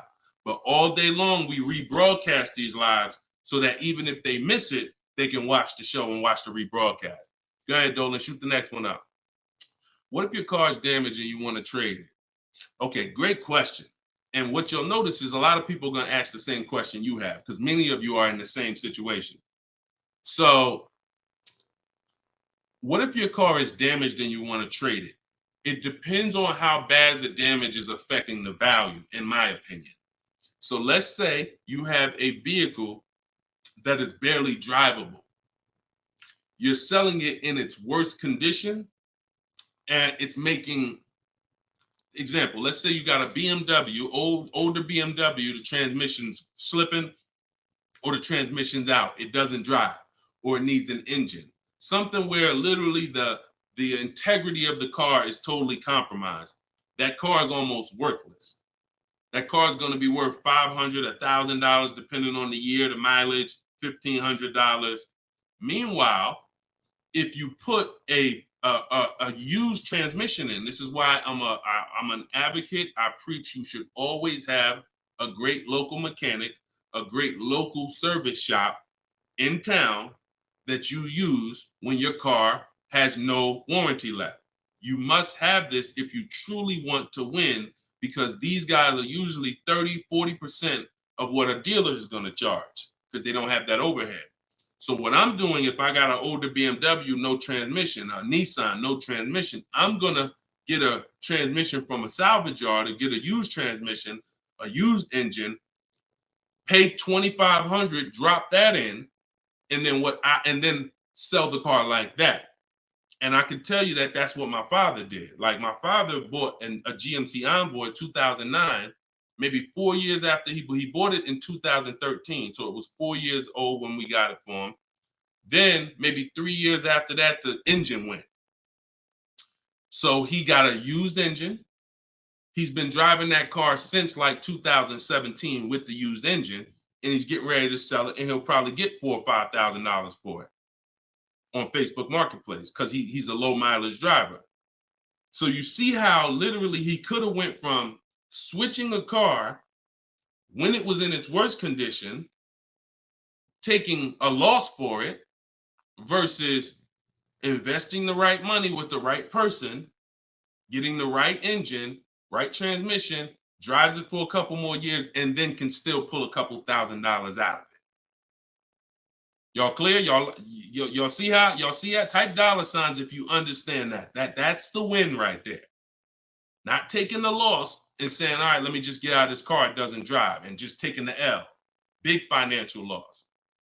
Now, if you don't have major damage, then I wouldn't say fix it. If you're gonna go and you got a couple nicks on the car, then it might cost you $500-600 to get the nicks touched up, but then the value of the vehicle only changes by $500-600. So it was really a wash. You put 500 out, the car's worth 500 more. You want to only repair stuff that when you spend the money, you get double back what you spent. I put 2,500 in, it increased the value of my car by $5,000. And that's typically my opinion and my rules on how I like to operate when it comes to damage. Yes, I'm actually live right now. And why is your name the Auto Advisor? We got the Auto Advisor on TikTok. Go ahead, shoot the next one up, Dolan. All right, this one from YouTube. Alberto Romo. My car has some equity. Dealer called me if I want to trade for a new one. Car has less than 30,000 miles. Should I do it?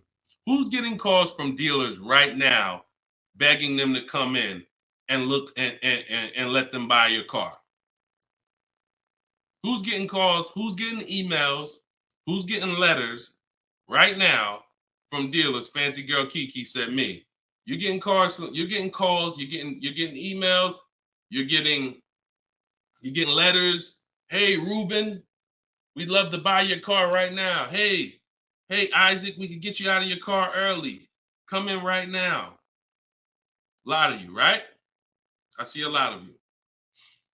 The reason that's happening, look, he's saying lock on Instagram, me. So the reason this is happening, y'all, is because they're depending on you letting the dealer be your first offer for your car. Now, see, dealers know they're getting outbid right now. They're not able to buy as many cars as they used to because people are getting used to, I mean, it's almost a curse word in my book. We don't use this word. We don't use the word trade. And some of you who have seen me in the past, you know we don't use the word trade. There's only one scenario where we need to trade, and that's if we have too much negative equity. The reason why we don't trade is because trading is not a bidding system. There's 3 transactions that you've been trained to give to a car dealer. One is buying a car from them. That's its own transaction. I bought a car from you. The second is getting the loan from them. That's another transaction. I got a loan from you, because there's other companies out there that only give loans. They don't even care if you buy a car. They don't sell cars. They give loans. That's a clue that there's money in the loan business. Now, the third transaction is people who want to buy your car. When you give your car to the same dealership, you gave them your old car, that's one transaction. You gave them your loan, that's another transaction. And you gave them the purchase of a new car from them. That's 3 transactions. And most times you didn't get bids on any of them.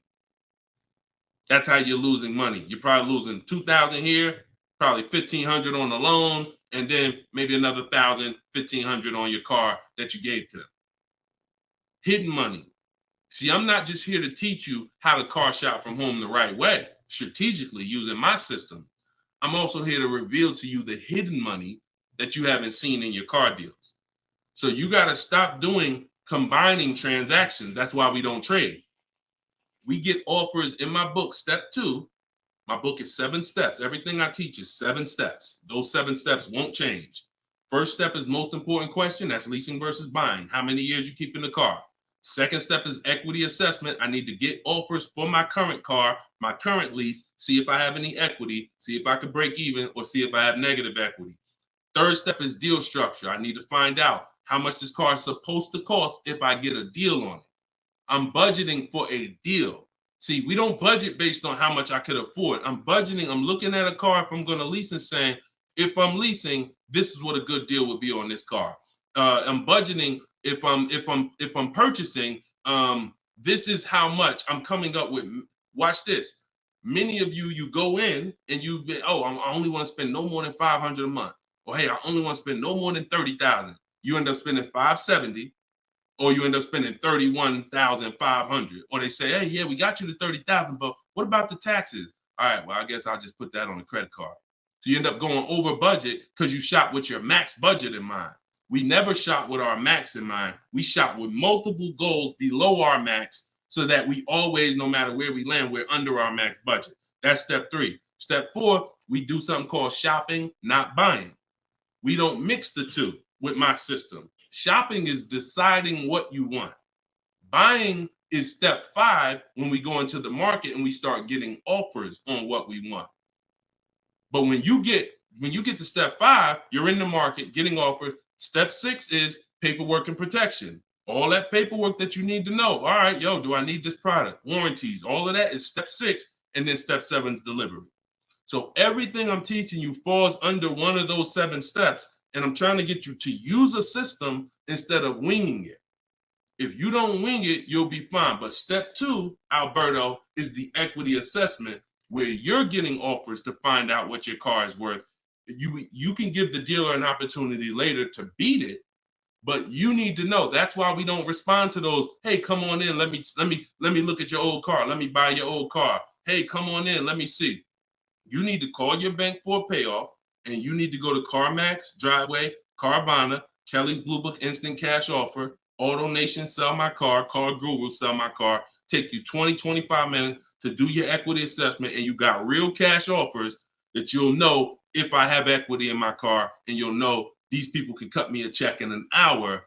And now let me go prepare to shop for my replacement car because these companies already bid on my old car. Type clear if y'all are clear on that. That's the equity assessment. That's my 7-step system. That's why my book is called Cars from Home, 7 Steps to Saving Time, Money, and Avoiding Dealerships. All right. All of you could get a copy. You could get your copy for 75% off. It's normally $97, but as part of our launch, you can get it in my TikTok bio for 30 minutes for 75% off. Once the timer goes back up, once the timer expires, it's back up to $97. So get your copy before the timer runs out. Same thing with Instagram. Go to my Instagram bio. You'll have it 3 minutes and you come back to the show. And if you're on Facebook or YouTube, we got links in the comment section for you. All right. Great question, though. Look, go ahead. Shoot the next one up, Dolan. It said, this man, bro, spitting gold fire for real. I hope this isn't going over anyone's head. Me too, bro. Listen, me too. Keep that question up. Fancy girl Kiki from TikTok. But me too, bro. Like, I'm sitting here, man, and I pray every day that the Lord help me to look. I want you to even see. I gotta unlearn. That's why I represent this brand.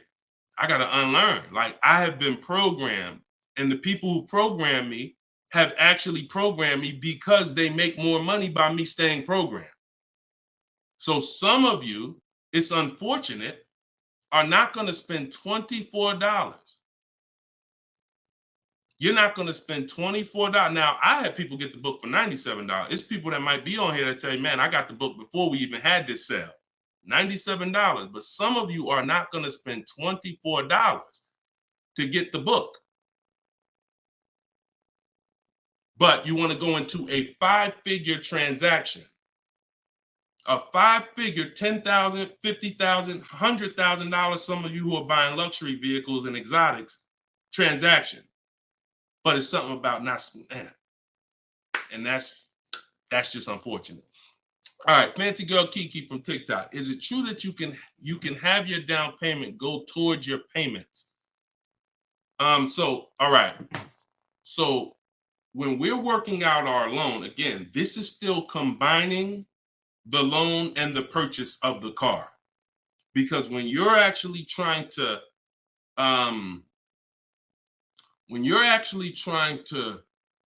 figure out and hope your down payment goes towards the payments and actually goes towards the car versus you basically just giving it to the dealership or maybe losing it to, not going to the car, you're mixing. Because when we're shopping, we have loan. When you buy your car, if I'm financing, right? Give you an example. When I bought my Infiniti truck, I'm shopping for the car.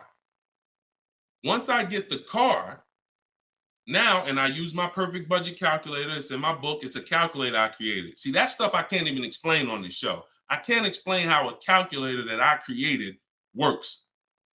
It's a surprise when you get there, when you're reading and you're like, oh, this is a calculator. I've never seen nothing like this before. I know, because I made it. And I got like 5 of them in there. So, but when you're trying to do what it does, I can tell you how to do this manually to some degree. When you got to know what you can spend.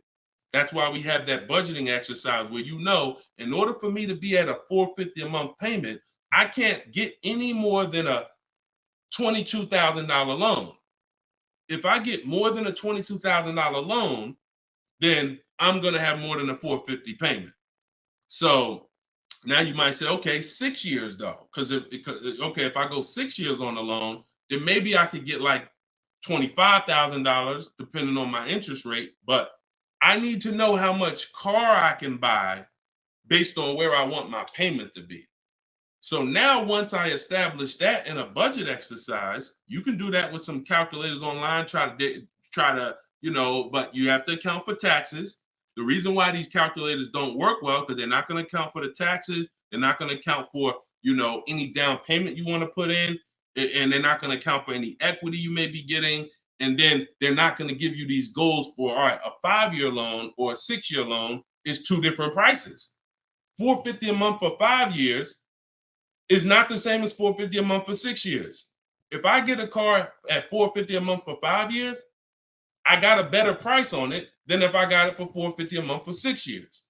So these are the things that you kind of got to have in your budget so that all right, this is how, because it does me no good to know that I could go and spend $35,000 on a pre-approval. What does that do? How does that equate to what I can actually spend? I don't want to spend $35,000. That's a $700 a month payment. So, but once you establish the budget on how much I can spend, now you go find the car. So I'm shopping for the Infiniti, and I'm shopping knowing all of these cars are within my budget.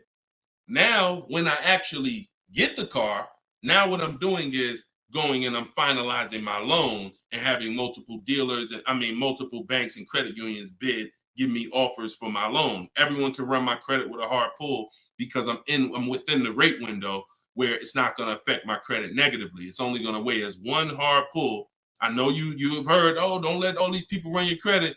If you do this right, according to how you're supposed to rate shop, you can Google rate shop. In fact, I'll show you right now. I'm going to share my screen so y'all can actually see. See, it's the information you don't know that's costing you. It's the information that you don't know that is costing you. Look, if I go to Google and I type in rate shopping, Experian. Experian has a whole article. Let me know if y'all can see my screen. Hold on. Oh, wait, hold on. Entire screen. Look. So I go right here. Rate shopping. They have a whole article about how to properly rate shop. And let me see. Look, the FICO score window is 14 to 45-day period, depending on which version is used to calculate the score. So we do it in 2 days. We do it in 2 days. So we don't even use the 14-day window. That's why we don't let anybody run our credit with a hard pull until after we already find our car. So now you come in and you are I'm letting all these people run my credit to get their offers for my loan, their offers for my interest. And then what I'm doing is whoever makes the best deal there, I'm calling the dealer and I'm giving the dealer an opportunity to beat it. Because the dealer has another 7, 8, 10 banks that they might, let me see if I can beat that because I like to earn the business. And that's what I call the bank bidding war blueprint. So I'm putting that when you get my book, you actually get the bank bidding war blueprint because I haven't combined it with my book yet. It's going to take me probably about 30 days to combine it into my book. So I just send the book and I send the bank bidding war blueprint. That strategy right there is called the bank bidding war. So we're not worried about if our down payment's going to go to the car, because our loan is always worked out with the bank, not with the dealership. Okay? Separate these things. When you start separating these things like I want you to, you're going to see I can't get into the same trouble I used to get into. Okay? Go ahead. Shoot the next one up, Dolan. Great question. Are you even actively selling cars, or are you just selling books now? No, we're all in the education business. I haven't sold cars since 2020. TikTok, what's the best way to approach a used dealership? From home. All the marketplaces. So you don't want to, if you're shopping for a used car, you cannot afford to miss a place where a used car is. What does that mean? Car Gurus, Auto Trader, Carfax.com, CarMax.com, Carvana, Driveway, eBay Motors. There's 8 marketplaces that we use. Vroom used to be on there, but Vroom's out of business now. So, and we don't use, people will say, why don't you use Auto Tempest because it pulls inventory from all of it. We don't use a third-party site, because what it's doing is pulling, it's not going to pull all the inventory, because no one's going to give this third-party site permission to just pull all their inventory, and now people start going to the third-party site instead of coming to them. So we just go direct to the marketplaces. And then the first thing we're doing, once we know our budget and what we can spend, we're going and we're looking for our car. But we are not going, the first thing you need to do if you want to get, y'all know, like, what I'm famous for is teaching people how to get below market deals from home. Below market deals. When you're getting below market deals, you have to realize there's 2 other categories of most people paying. Some of you have been paying market value. Some of you have been paying above market value. So below market value means there's 2 categories that we want to buy below what they're paying. Okay? So we got to have that in our mind. Below market. Like when you look at Eddie. Look at Eddie. This is 2023. This was last year. Still coming out of low inventory. He got a 2023 Camry hybrid. And the hybrids last year, they were on fire. On fire. Like, so they were still charging $2,000, $3,000 over sticker price for the, he got $2,086 under MSRP getting bids. That was his lowest bid. Okay? He said, I had a 1-week window. So those of you who are like, Deshone, I need a car in a week. When you get bids, it ain't nothing. He said, I actually completed the process in 4 days. So below market deals where people are paying sticker price and they think they won. You know what? Hey, you know what? The best deal is, at least I didn't get a markup, sticker price. Now, let's get back to approaching the used cars. When we open up when we get in used cars. Oh, wait a minute, yo, banana dad, you funny, man. So when we get in used cars, so our goal before we could get a below market used deal, we have to know what the market prices are. So when we open up those marketplaces, the first thing I want you to do is look and sort from lowest to highest prices on all of them. Lowest to highest prices. Well, the first thing we actually do is start an account. You want an account because we want to get alerts of all new inventory. So we start an account on all the marketplaces that we can start an account on. Now we're going to look and sort from lowest to highest, and we're going to look and see what the low side of the market is. Low side of the market, low side of the market. Now I might say, okay, the low side of the market is about 22, 23. If you're doing it right, you're always going to have prices that are $3,000, $4,000, $5,000, $6,000 more. If you don't see that type of spread, you're not doing it right. So now we know this is the low side of the market. Now here's what comes with the low side of the market. Bad Carfaxes, frame damage, salvage titles, sketchy history, Damaged cars, that's good. That's what comes with it. What we're looking to do is see where those cars are priced at, and we're looking to be right above them. And from there, we have a particular system of how we're going to sort based on title history, service records, extremely important. We will not buy a used car without great service records. Then we go to accident history.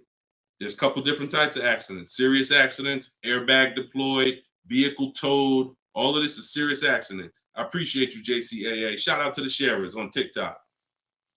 Now we go to, then we need to verify there's no bogus fees, because that's a narrowing down. Now that'll narrow us down to like a top 3, top 5, top 7. But some of those vehicles are going to have bogus fees, guaranteed, guaranteed. And this is not always happening day one. That's why I don't want you waiting until you need a car to go shop. I want you in the market early, a month, 2 months, 3 months before you need a car, so that you can watch the market. And when you can watch the market, you have much more leverage. You have much more flexibility. You can say no. You can see where the price trends are, and you can get alerts. Many times, it's the alerts of the new cars that's going to be the car you take down. Because when you once you know the low side of the market, now you're getting alerts. Every new car that hits the market, boom, soon as it hits, I can look and see, oh, that's priced on the low side. Now I look, oh, shoot, frame damage. Oh, shoot, salvage title. Oh, shoot, whatever. And eventually one pops up and you're like, oh, good Carfax. Oh, good title history. Boom. And now we're preparing to get ready to take that car off the market. We can't test drive used cars until we're ready to buy them, though.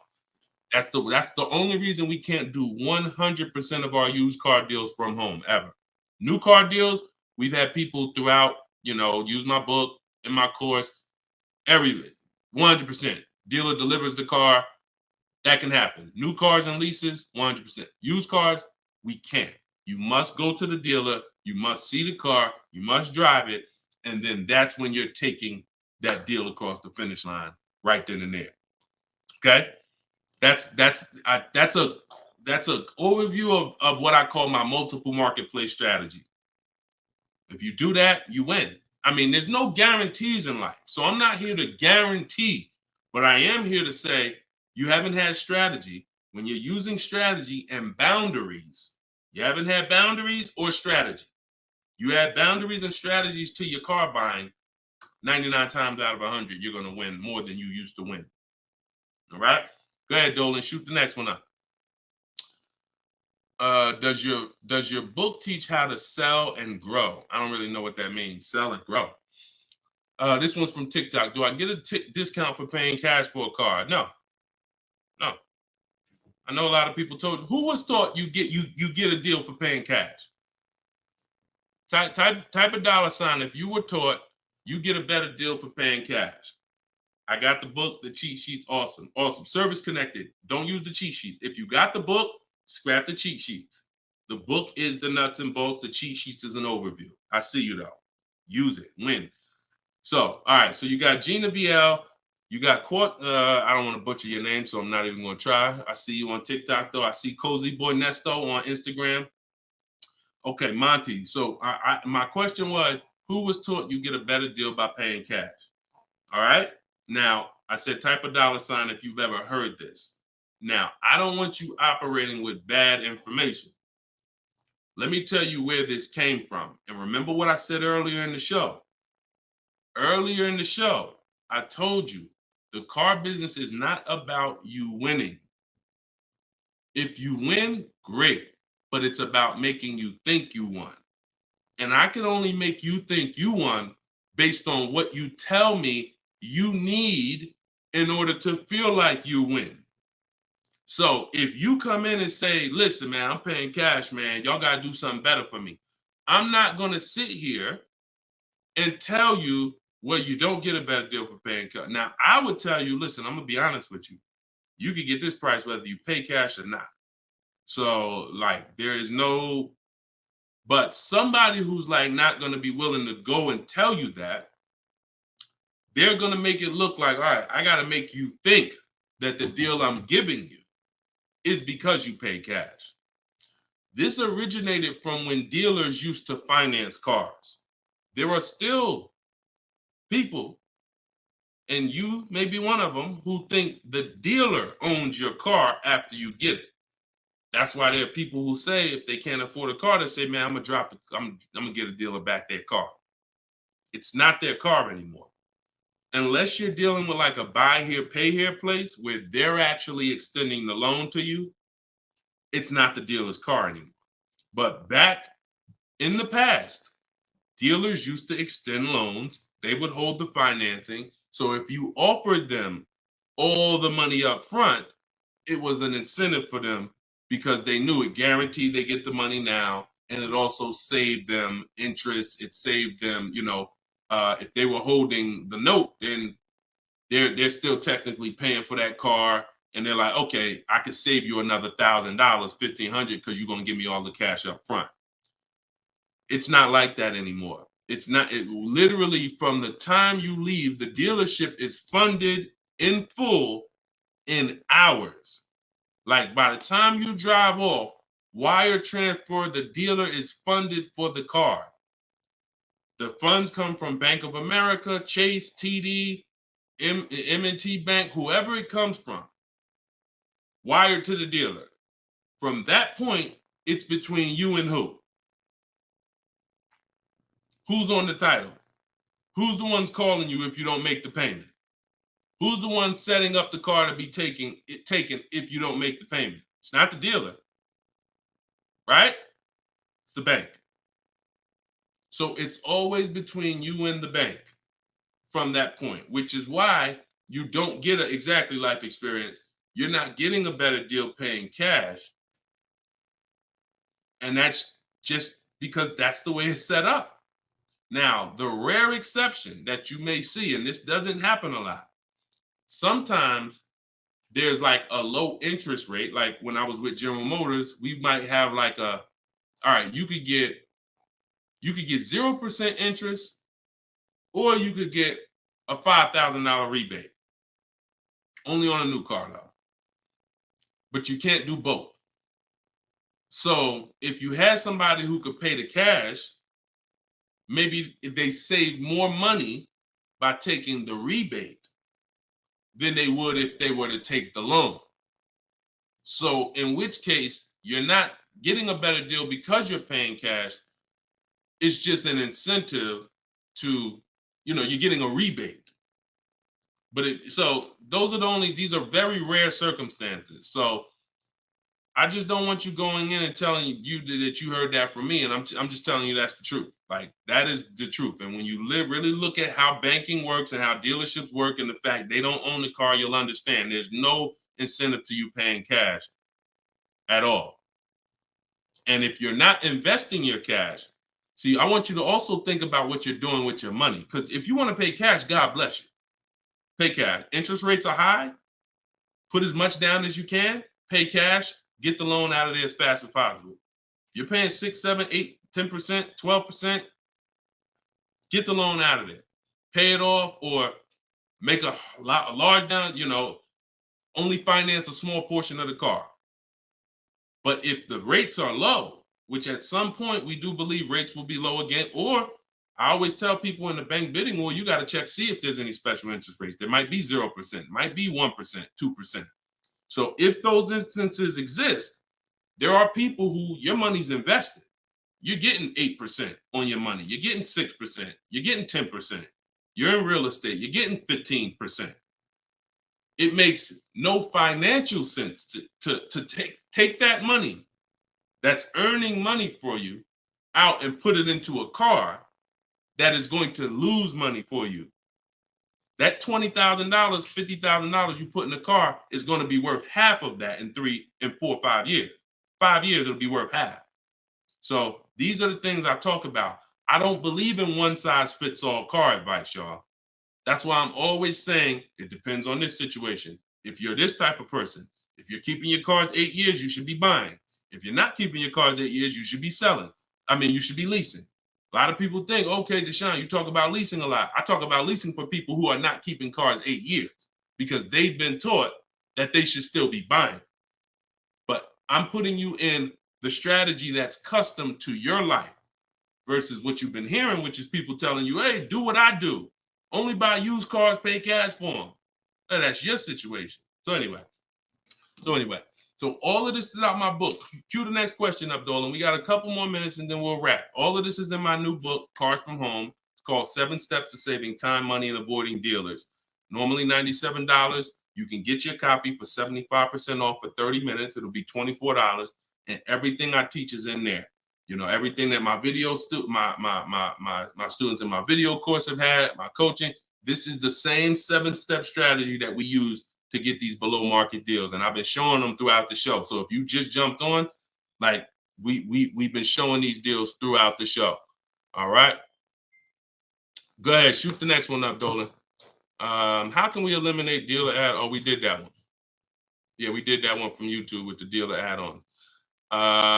This one's Dakota from YouTube. I have a Malibu Chevy, still drives good. However, the dealer is banged up as well as a few scratches. The door is banged up as well as a few scratches.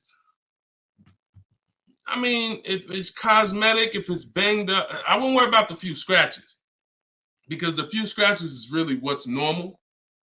And you know, people expect you to have normal wear and tear on the car. Some people think, hey, if I have a, you know, even with leasing, you're allowed to have wear and tear, a couple nicks, dings, they allow that. They don't expect you to bring the car back perfect. Same way with this. But if it's a big dent that would be an eyesore and you can get a company like Dent Wizard or something like that to come pop the dent out, then I would do that. That might be $200, but it might make a buyer pay, you know, $1,000 more for the car. Because if I come and I see the doors banged up, I probably want $1,000 off depending on what you asking. But if I come and see you done smoothed it out, now you could ask, and I'm less like, you know. So that stuff that you can put a little money in that gives you a bigger return when you go to sell a car. Okay, in my opinion. Okay, show and tell. I have the book. Is Maps Academy different? Yeah. Maps Academy is my video program. The book is the 7 steps. I have a video library that's 7 steps in video, and then Maps Academy is, you know, my video program, and I coach people. So we do these Zoom calls, so we make sure we answer questions. So I always say, get in where you fit in. You know, get in where you fit in. I don't care how you get the information. Get the information. You want to get it from my free videos on social media. You want to cycle through those. I got hundreds of them. Piece things together. Get in where you fit in. You want to be on the live show. Try to piece it together. You want to get the book. You want to be in the video library. You want to coach with me. Whatever. That's what I'm saying. It's no excuse. It's no excuse for any of you not to be getting below market deals when the information exists. And it's thousands of people that testify about me. I'm not new here. We got over 2 million followers. If I wasn't helping people, it would have been out by now.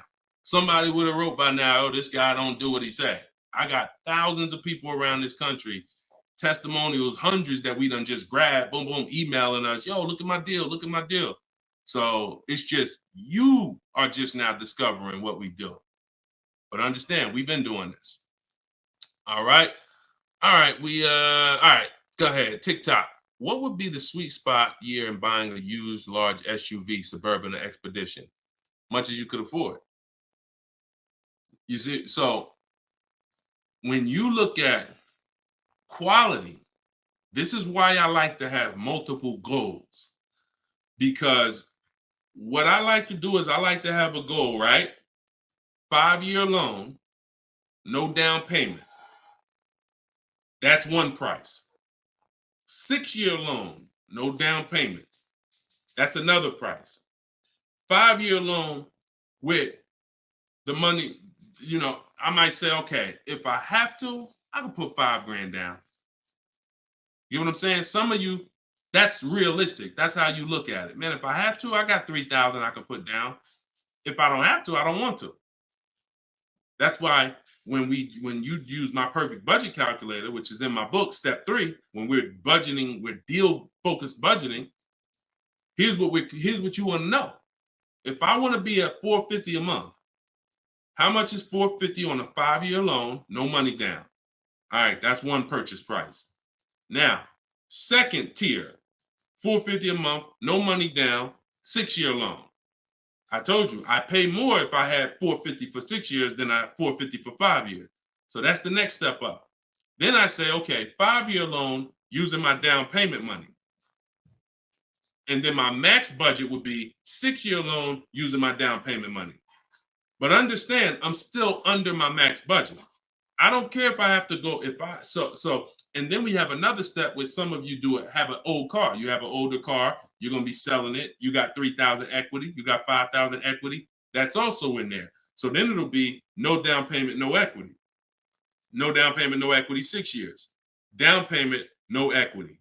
Down payment and equity. See, all of this is below my max budget. Once I do a 6-year loan, my down payment and my equity, I'm not mad because I'm still under my max. Now, if I go above that now, if I wanted to do 5 and now I'm doing 6, or if I want to do $450 a month and I'm doing $480, now I've gone above my max budget.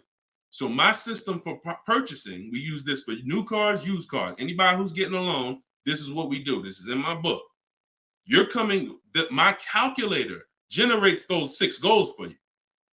So when we say sweet spot, my first target is that first goal. That's my first target. When I went shopping for my Infiniti, I was looking for a car under that first price. Couldn't find it. Jumped up to the next tier. Couldn't find it. Jumped up to the next tier. And it was my 4th goal is where I found this one at. But I still had like $4,000 or $5,000 more that would have kept me below my max budget. So that's how you want to do it. Shorter loans, no down payment. Longer loan that I'll take is 6 years. I never recommend anything longer than 6 years. And then we start adding those resources that we have to it. And then once we tap out at the top, that's our max budget. 6-year loan, the most down payment money. And then if I have any equity for my car, I'm putting that all into the deal.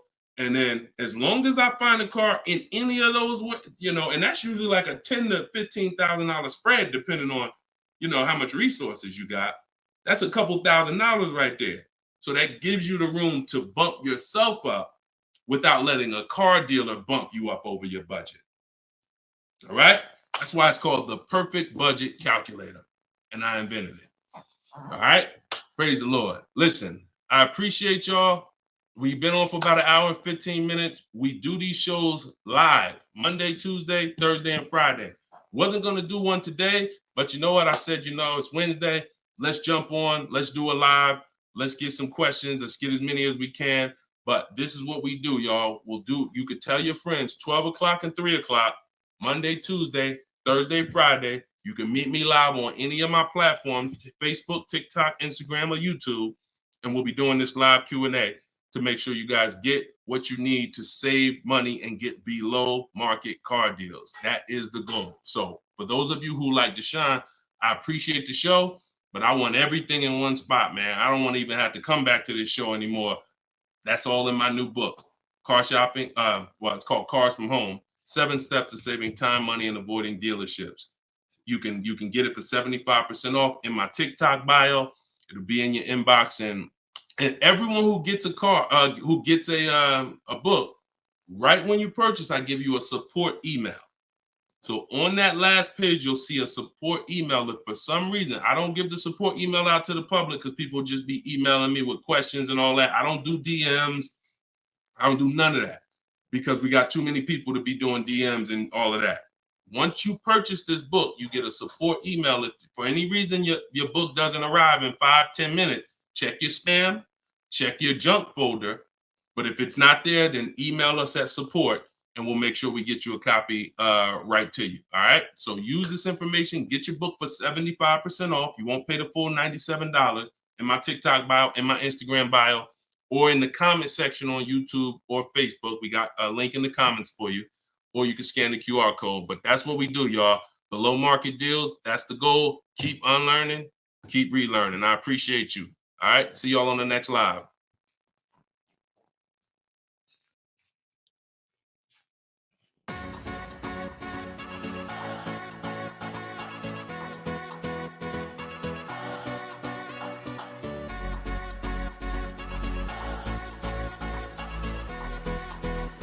The worst possible thing you could say when you walk into a car dealership. I spent 5 years with Mercedes-Benz, 5 with General Motors, and the worst thing a person could say when they walk in is if you could just get me to this payment, we got a deal. So your loan's probably still like 19, which means you got to pay to get out. You're upside down. It's called negative equity.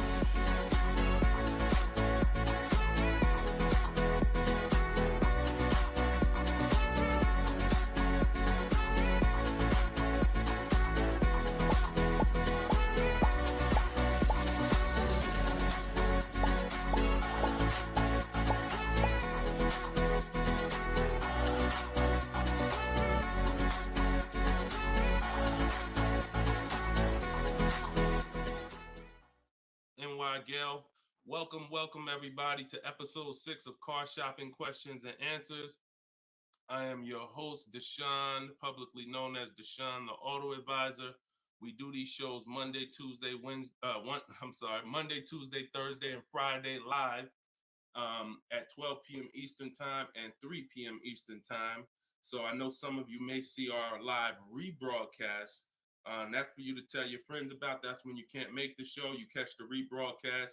But those are the times that we're live. If you don't know me, I'm the author of the digital book Cars from Home, 7 Steps to Saving Time, Money, and Avoiding Dealers, currently rated 4.94 on Goodreads.com. So thank you to everyone who has reviewed the book, the digital book. All of you can get the copy for 75% off during the show for the next 30 minutes. You'll see when you click the link in my TikTok bio, there is a link, there's a button for you to get 75% off. So you won't pay the normal $97 price. Same thing with Instagram. And you guys on Facebook or YouTube, you can click the button in the comments and you can get your copy. So come on in, start typing your questions. We do this, we do rapid fire Q&A. I see a lot of people coming on the TikTok, and we got Dolan pulling questions. So no matter where you're watching us from, type your questions and we're going to pull them into the live show and we'll get them answered right now. All right. So I'm excited about this show. I see we're continuing to see people getting below market deals. If you don't know that the goal is for you to get below market deals, and the goal is for you to not spend more than 30 minutes in a car dealership. I spent 14 years in car dealerships. So you're not learning from somebody who's just like you. I'm just like you in that, I buy cars, I lease cars. That's the way we're similar, but I'm an insider. I'm an auto industry insider. My business for 14 years plus was in car dealerships. So start typing your questions. Let me tag everybody on Facebook and let's get down to business. Okay, whenever we get the first one, Dolan will put it up. Let me just tag my people here on Facebook. All right, there we go. Okay, what's up, Skinner? Good to see you. What's up, Angel? What's up, Jill, man? Good to see you. Yep, what's up, Jason? Great to see you. All right. Brother said he's been doing. Oh, what's up, Auto Advisor? Good to see you. Absolutely. All right, y'all got to type fast. I know you probably, and try not to make your questions long. Try to get all your question in one shot, but try not to make it too long where it can't fit in. All right. This one's from TikTok. Isaac from TikTok said, best current APR rate for tier A1 credit. So the best APR is always going to come through getting bids. Now I know this is new. This is new to most of you, but getting bids is how you're going to get your best and guarantee your best car deal, your best loan.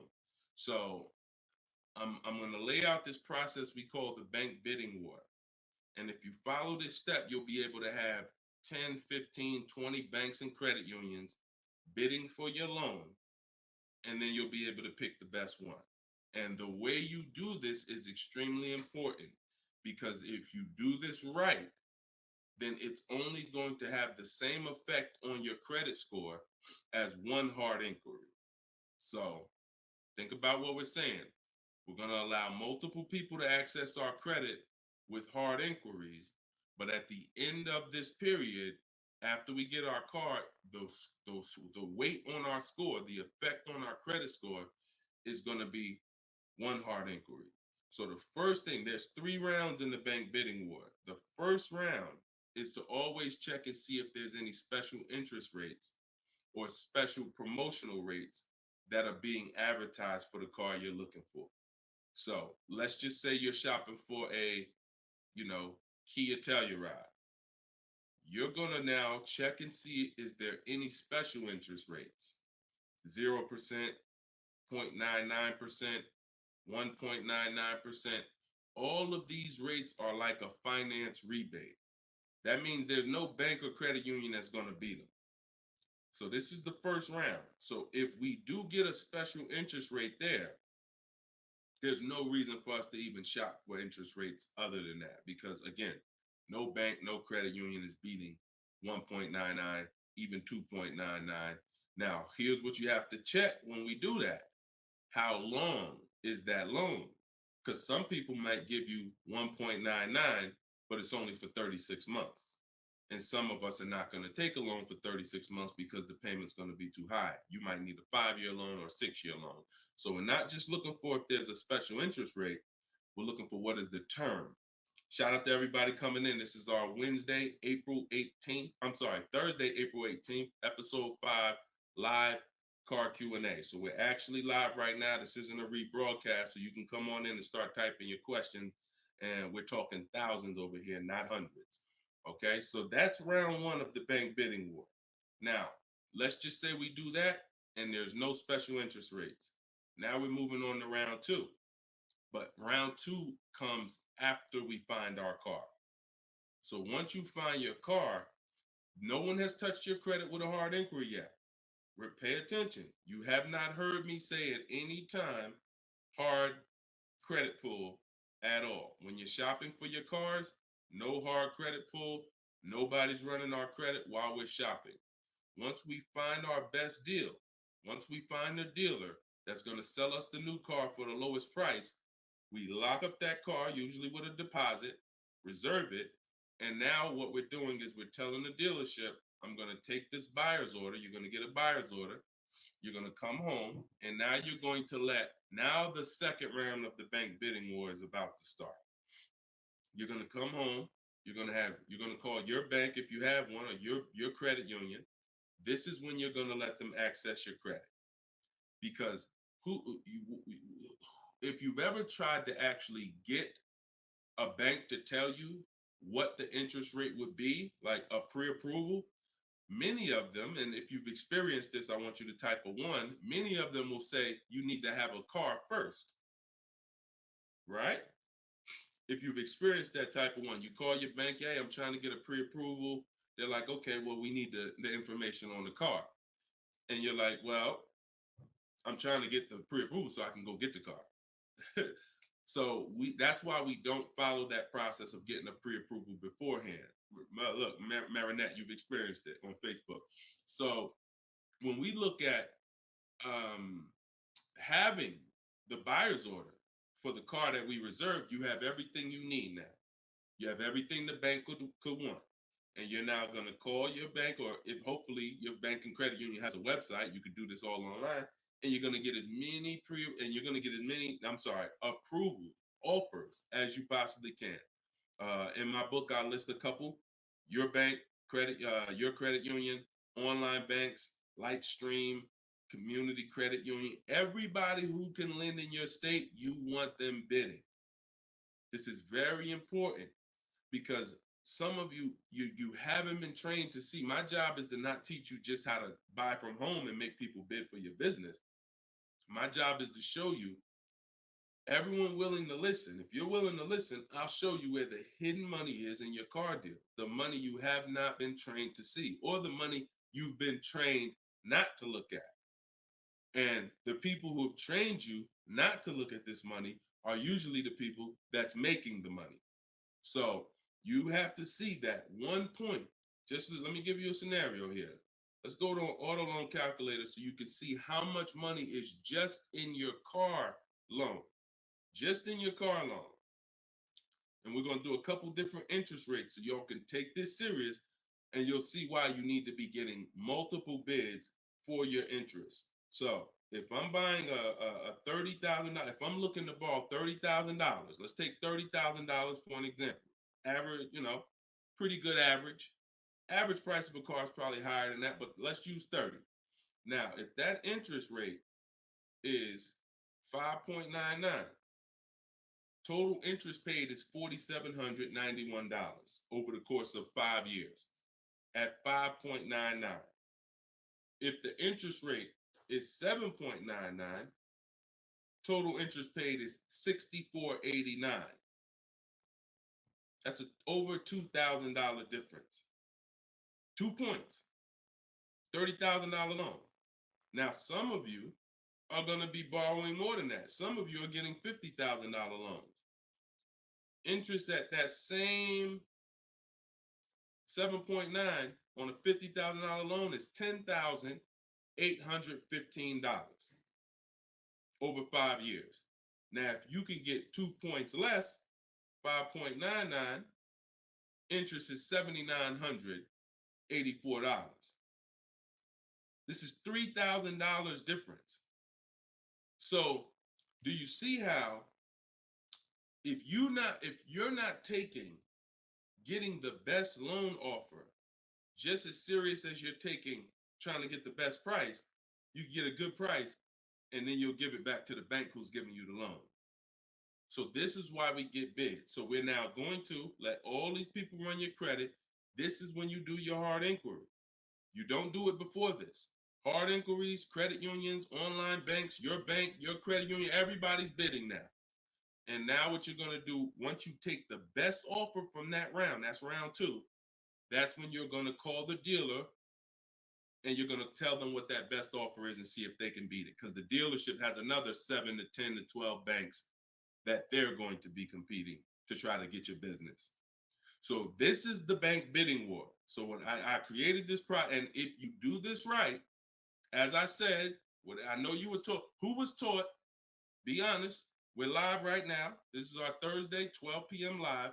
Who was taught, don't let people run your credit. When you have multiple inquiries, it lowers your credit score. Who was taught that? Type me if you were taught that. Don't let these banks, don't let people run your credit. You can't have all these people doing hard inquiries or they're going, it's going to jack your credit score up. All right, look, that right was taught. Okay, look, Lisa, I see you. Hold on, let me go to Instagram so I can see our Instagram comments over here. I always got to go to Instagram Live. Okay, Diana from Facebook, I see you. Hold on, let's get Instagram in the building. Give me a second. All right, Marinette. All right, Marinette. Okay, I see you. D, I don't even want to try to pronounce your name, but I see you on Instagram. So it's partially true and it's partially wrong. You have to do it the way I just laid out for you. That's called the bank bidding war. And if you want to prove this for yourself, you can simply type in rate shopping online and you'll see this is how the credit union, this is how the credit bureaus allow you to rate shop. So they'll give you 14 to 45 days to do it. If you do it like I just told you, it'll only take 2 days. 2 days. One day you're doing all your stuff at home. We're getting all our lenders at home to bid. The next day, we're getting the dealers to get their lenders to bid. And then we're making a decision on who got the best offer. So don't ask yourself. I never want you asking yourself. I never ask myself, did I get the best deal? That's a question of disempowerment. That's a question of weakness. We don't want that. What you should be saying is, following this process, I guarantee I got the best deal because I got offers from all these banks. I can't get offers from 15, 20 banks and not guarantee I got the best rate. The way you shop, or you've been taught to shop or programmed to shop, you're only getting offers from one bank, or you're just letting the dealer do it all for you. That's where your buyer's remorse comes from. That's where your skepticism about, did I really get the best rate, comes from. So we won't know what the best rate is until we get all the bids. And that's how we do it. So everything that I'm teaching y'all is part of what's in my book, rated 4.9 on Goodreads. It's called Cars from Home, 7 Steps to Saving Time, Money, and Avoiding Dealers. You could keep typing your questions because Dolan's going to pull the next question and you can put it up on the screen now, Dolan. Put the next question up. But all of you can get your copy for 75% off as long as you get to my website before the 30 minutes expires. This is a welcome offer. Normal price of the book is $97, and it's worth every penny. It's worth actually thousands. But special welcome offer, you get it for 75% off in my TikTok bio, in my Instagram bio, or in the comment section on YouTube or Facebook. Okay, this is Monty from YouTube. She said, my mother's looking to start a new lease soon, but she only drives 5,000 a year. What's the best option? Low mileage lease if she's not keeping the car. So if she's not keeping the car, Monty, watch this. I run this scenario a lot, and I want y'all to, because some of you, you were taught never to lease. If you stick around this channel long enough, you'll see probably within minutes that that's some of the worst advice that you've ever listened to. If you don't keep your cars 8 years, so we'll talk about that. And we show examples. It's not even up for debate. People who try to debate it, they're emotional and they're tied to old advice. So once you have decided you're leasing, which means I'm not keeping my car 8 years, I want to avoid that depreciation, then I need to be shopping for aggressive lease deals, because it's the short term. Again, this is another unseen expense, depreciation. This is why, look, when you buy your car today, you buy a $40,000 car today, you try to take that car back to the dealership a month later, what's it worth? You try to take, you buy a car today for $40,000. You try to take that car back to the dealer a month later. Is it worth $40,000? Right? No. A month. You might have even not you might have not even driven it. But that's the way depreciation works. You don't have to drive the car. In fact, here's another scenario. You could park the car outside your house for a year. You buy it for $40,000, park it right outside your house, don't even touch it. Just start it every now and then to keep the engine running. You come back a year later, that car is not worth $40,000. It's worth probably $32,000. Dang, how did I lose that much value and I didn't even drive it 1 mile? Depreciation. That's called the unseen expense. So whenever you hear me talk about the unseen expense, it's depreciation. So your job is to find the strategies, which is what I teach, to make sure you avoid the depreciation hit. So if you buy a car, Monty, even if she doesn't drive it, even if she only drives it 5,000 per year, 5,000 miles a year, like you're saying, she's losing value. And what she's doing when she replaces the car is she's hoping she could get some of that value back that she lost. It really never happens. Who understands that when you go to trade your car in, you never get what you really thought you were going to get for the car, right? Now I'm going to ask you a question. Everyone who has a car outside that's 10 years old or more, 10 years old or more, type me in the comments. Matter of fact, let me know how many years you've had the car. That's a better one. Type how many years you've had the car. And for those of you who just came to the show, this is our Thursday, 12 p.m. live show. We're actually live right now. This isn't a rebroadcast, although we do rebroadcast these shows throughout the day, all day, so that you can actually catch up, watch the replay. But this is our time. We're live Monday, Tuesday, Thursday, and Friday, 12 p.m. and 3 p.m. Make sure you're here. If you want to engage with us, make sure you're here. If you want to tell your friends, this is the time to be here. Okay. So we got people 11 years. Can Skin on Instagram, 11 years, 13 years. Jessica on YouTube, I see you. 6-year Jeep Wrangler. Well, I wanted to hear from people who are longer. 2018 Sakia. So, all right, 15 Tahoe. Okay, I'm talking about the people who've had a car 10 years or more. One thing about you that listen, are y'all worried about how much you're really going to get for that car? Are you overly worried about it? Most of you are going to say, no, not really. It's worth a couple thousand, but you've used most of the value. You understand that? Look, Big Meek said I got 08 4Runner on TikTok. So we understand when you have kept your car long term, I'm not concerned with resale value much, because my whole goal with having this car was to use up most of the value. So that's what you do if you're a buyer. If you're not going to get to this level, this is what I'm telling you. that you are now losing because the depreciation of your car is the highest in the first 5-6 years. So in order for you to win, you have to keep that car, what I call the 8-year rule. 8 years, that's when the depreciation starts to level out, where you're not losing value like this. And so regardless of how much you're driving, that's not the key. That's not the key. Monty's mom is driving 5,000 miles a year. Who's a high mileage driver driving more than 18,000 miles a year, type HM? I want you to know, I want to cover all the bases for this question here. Oh, what doesn't matter whether you're a high mileage driver, low mileage driver, it has nothing to do with how much you drive, because that's not what's killing you. It's the depreciation based on the time you have owned the vehicle. And if you're not keeping that car 8 years, you should be shopping for aggressive leases. Now, before we go to the next question, I'm going to show y'all an example of why it is impossible. Yes, impossible. No way, shape, form, fashion. You can get a great deal if you purchase, but you should have leased. Okay? Let's use this scenario. Let's use Frina.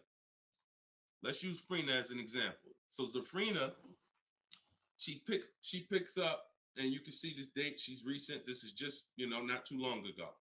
So Frina gets a $65,000 Jeep Grand Cherokee.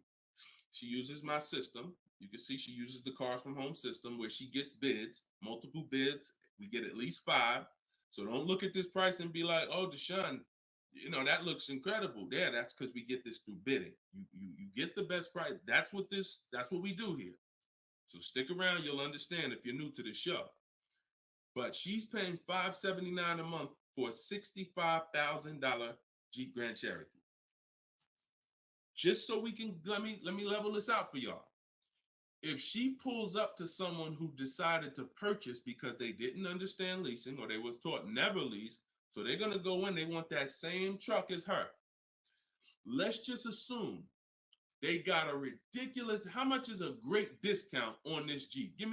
I want to use your numbers. Type in the comments, what do you think is a great deal, a great discount? She go in just don't be realistic though. Somebody walk in, she go in and she looking at this $65,000 Jeep. Somebody's going to purchase it though. What would be, because I want to show y'all that even at the best discount that you could name, realistic though, you're still going to lose if you purchase compared to somebody who leased. Go ahead. Throw some numbers out. What's a big discount? Okay, look. All right. I'm going to make up a number because it's like, okay, 600. No, not a payment. Not a payment. I'm talking about, okay. Aux the Pro said 20%. Now, we already know saving 20% off a new car is pretty much never going to happen, right? We can agree. That's usually never going to happen, 20% off the price. Let's see how much 20% is. So 10% would be $6,500. 20% would be $13,000.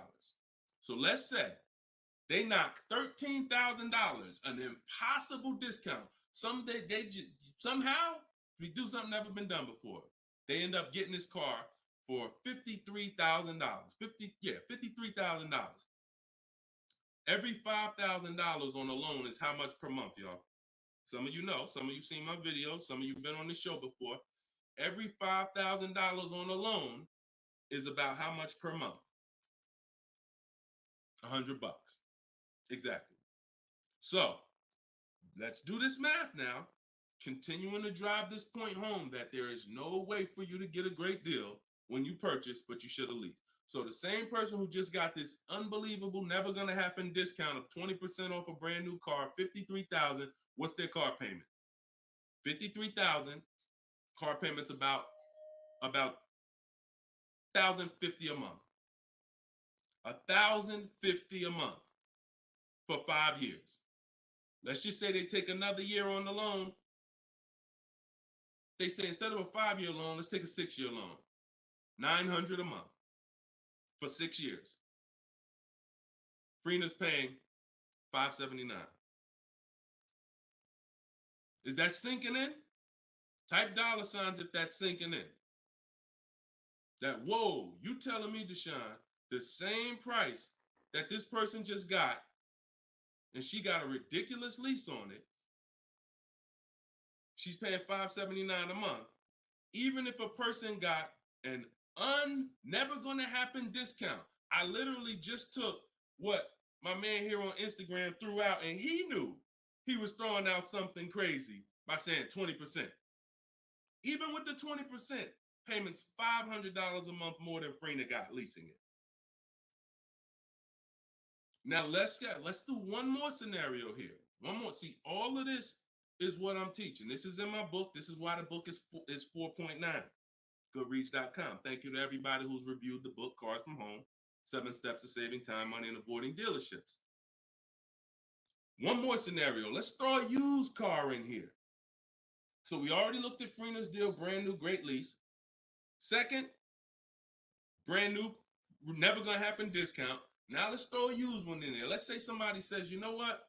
I'm looking for a hold on, I want to put that back up, Dolan. Let's keep that up because we're talking about this scenario. So please put Freener's deal back up on the screen, Dolan. Matter of fact, here, I got it right in front of me. All right. So we got third scenario here. Somebody now is saying, all right, I'm gonna find that truck used though.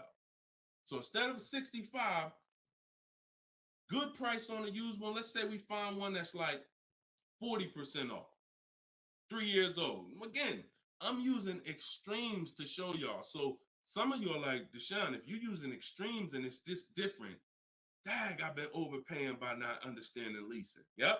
I wish I had Dave Ramsey here. I wish we could get Dave Ramsey on the show. You know, I wish he was in the audience. I wish him, because unfortunately, look, shout out to Dave. I know he has the right heart, the right intentions, but he has the wrong information. He's what I call confidently incorrect. That means dangerous. You're dangerous. When you're confident and incorrect, you're dangerous to yourself and others. So now, used car, somebody gets this car, they knock 40% off the price, and they get one for like $40,000, $65,000 truck. I got one 3 years old. I paid $40 for it. Every $5,000 we just said is about $100 a month. 40 payments, $800. You take a 6-year loan, payments $725. On a used one, we're no longer even talking apples to apples with the vehicle. On a used one, $579 Freener's paying, $725 for a 6-year loan on a used one, 3 years old, 1 year on the warranty left. Then you're on your own. $1,000 a month to buy a brand new one. See, son, you getting mad yet? Are you getting mad yet at the people who taught you not to lease? Now, who should be? Because some of you, if you just tuned in, you might be thinking, oh, Deshone, so should I only lease? No. If you are not keeping your cars 8 years, then you should only lease. Because when you buy, if you keep the car long enough, you can win. Because you're going to pay double what Freener's paying if you buy a brand new one. You're going to pay more on a used one, but eventually you pay off the car, you keep it 8, 10, 12 years. The longer you keep it, you can catch up. You're still not going to, you get what I'm saying? Because Freener's always going to have a payment. If she keeps leasing, she's always going to have a payment. But if you keep buying your cars, trading them in 5 years, trading them in 6 years, trading them in 4 years, you are no way, shape, or form even close to this. You're thousands and thousands of dollars away. There's thousands of dollars more every year coming out of your bank account than someone who understands leasing. Yeah. Tell your parents, tell your cousins, tell your brothers, tell your spouse. This is what I've been ranting about for years, trying to get you to understand. That's why I say there's no way to get a great deal if you don't understand. If your deal's on the wrong foundation, no way to get a great deal. It's impossible, no matter how much you save on the car. Okay? So yeah, we go deep on that today. Good. I'm happy we got a chance to go deep.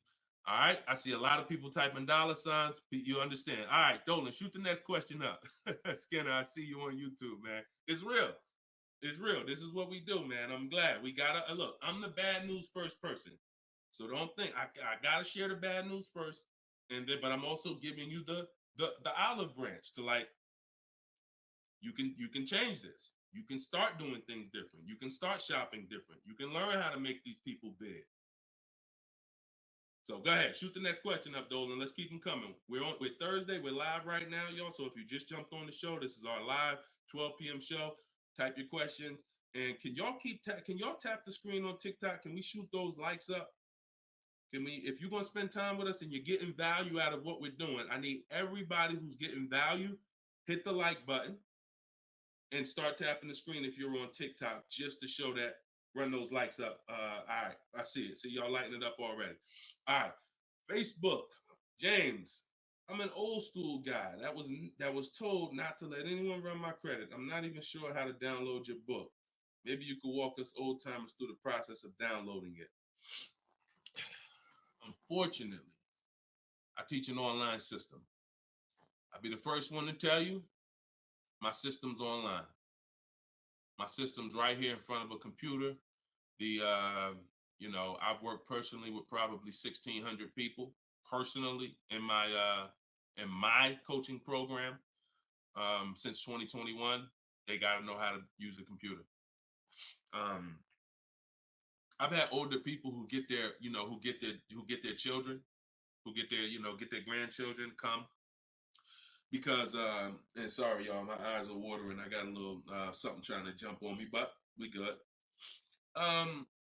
But I would be lying to you if I told you this isn't based on because we use copy and paste systems. You're sending emails, so that's one thing I can say. I wish I could, tell you otherwise. But if you want to use what I teach, I mean, now I've had people who get their grandchildren or get their children because my system to get great deals only takes 90 minutes. It only takes 90 minutes. That's why when you go to the page and you see my book, a lot of you are going to see the first thing I say on my website is this will teach you how to get below market deals in as quick as 48 hours.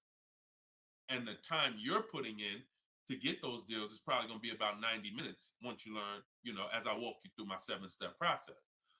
But you got to know how to use a computer. So I'm just being real with you. Like, I wouldn't tell you to get the book if you're not comfortable sending emails, copying and pasting, because it is an online system. So I would tell you, call one of your family members who's computer savvy.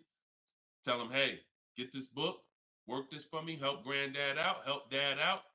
And not only are you helping yourself, but they'll now have a skill so that they can learn, so that they're now making dealers bid and they're at home. That's just me being as honest as possible with you. All right. Great question, though. Great concern. Skinner, what's up, my man? Skinner from YouTube. Deshone, what are the bank necessarily looking for different from what the dealership is? Banks want to lend. So think about where you're at right now. Skinner from YouTube just asked, so what is the banks necessarily looking for different than the dealerships? Banks, there's more banks around us that would want to lend us money to buy a car than we know about. So wherever your zip code is, the reason why I want you using the bank bidding war, which I laid out at the beginning of the show, if you just jumped on, you want to go to YouTube, you want to watch the beginning of episode 6, and I break down the bank bidding war. If you don't have my book, if you have my book, then you know the bank bidding war. Now,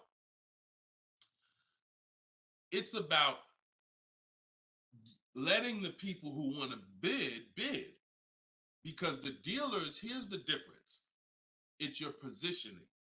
When a dealer knows you don't have any leverage, you haven't shopped bank offers, you're basically waiting for them to tell you what their bank said. Here's usually the conversation. What is the most interest? What is the highest rate you think they'll take? What is the highest rate that we can actually get them? And it might be 6.2, but at 6.2, we make some nice money on the loan. But that's not the best I could do.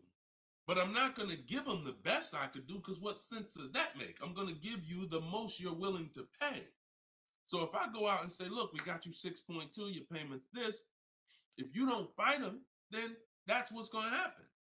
But when you have offers, now what you're doing is calling them and saying, look, I got 5.79 from my credit union, or 5.79 from this online bank. If you could beat it, then I'll give you the business. Not only does this make for a good relationship because you're giving them the opportunity versus saying, oh, I'm not letting you get the opportunity. This person has 7, 10 banks. You give them an opportunity, and this is how you guarantee the best rate. So it's not about they're looking for anything different. It's about positioning yourself so that the dealer is now trying to beat the rate you got versus what I just laid out 60 seconds ago when you don't have a rate in the conversation they're having. Leverage. Leverage. All right, that's the difference. One gives you major leverage to guarantee you're getting the best offer.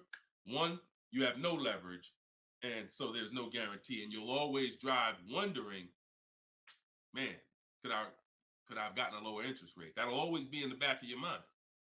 So we want to eliminate that. All right, great question, Skinner. Go ahead, Dolan. Next one. I don't see too many questions coming in on Instagram.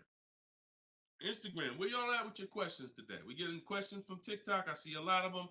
Let's go. Oh, there's one. Okay, Body by Michelle.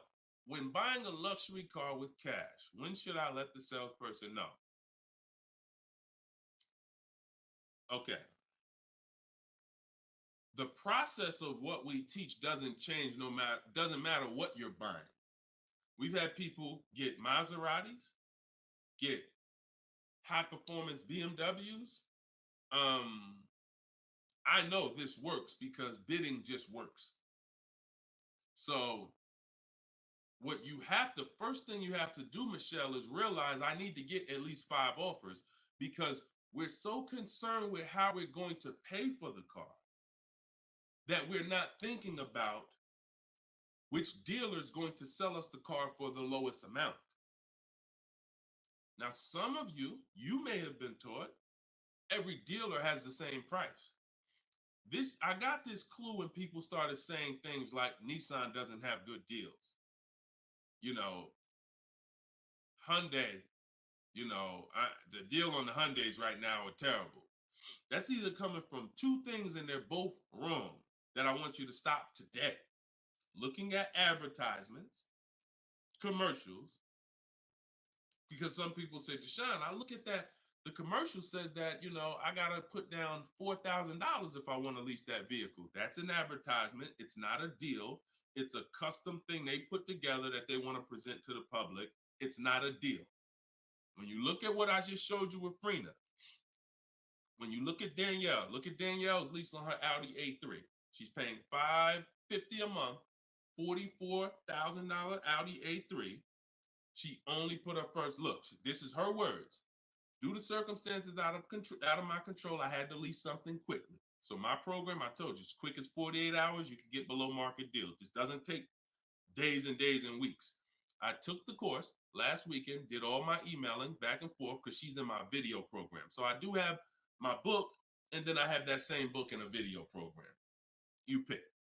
Now, finalized the deal on Sunday, was finally able to pick it up. This is the details. $550 a month, first payment down.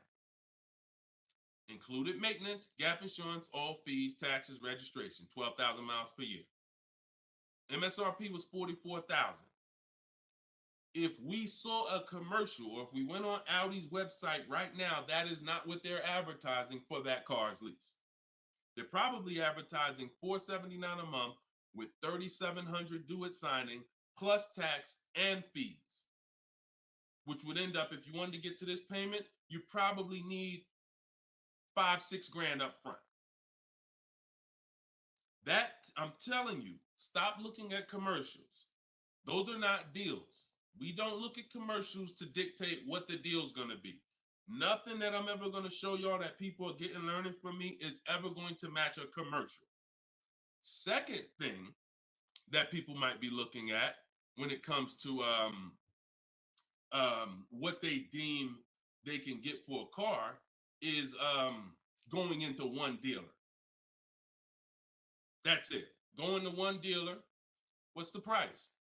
Oh, wow, that seems high. That's higher than I thought it was going to be. And leaving saying, oh, man, Nissan don't got no good deals this month. No, that Nissan dealer doesn't have good deals.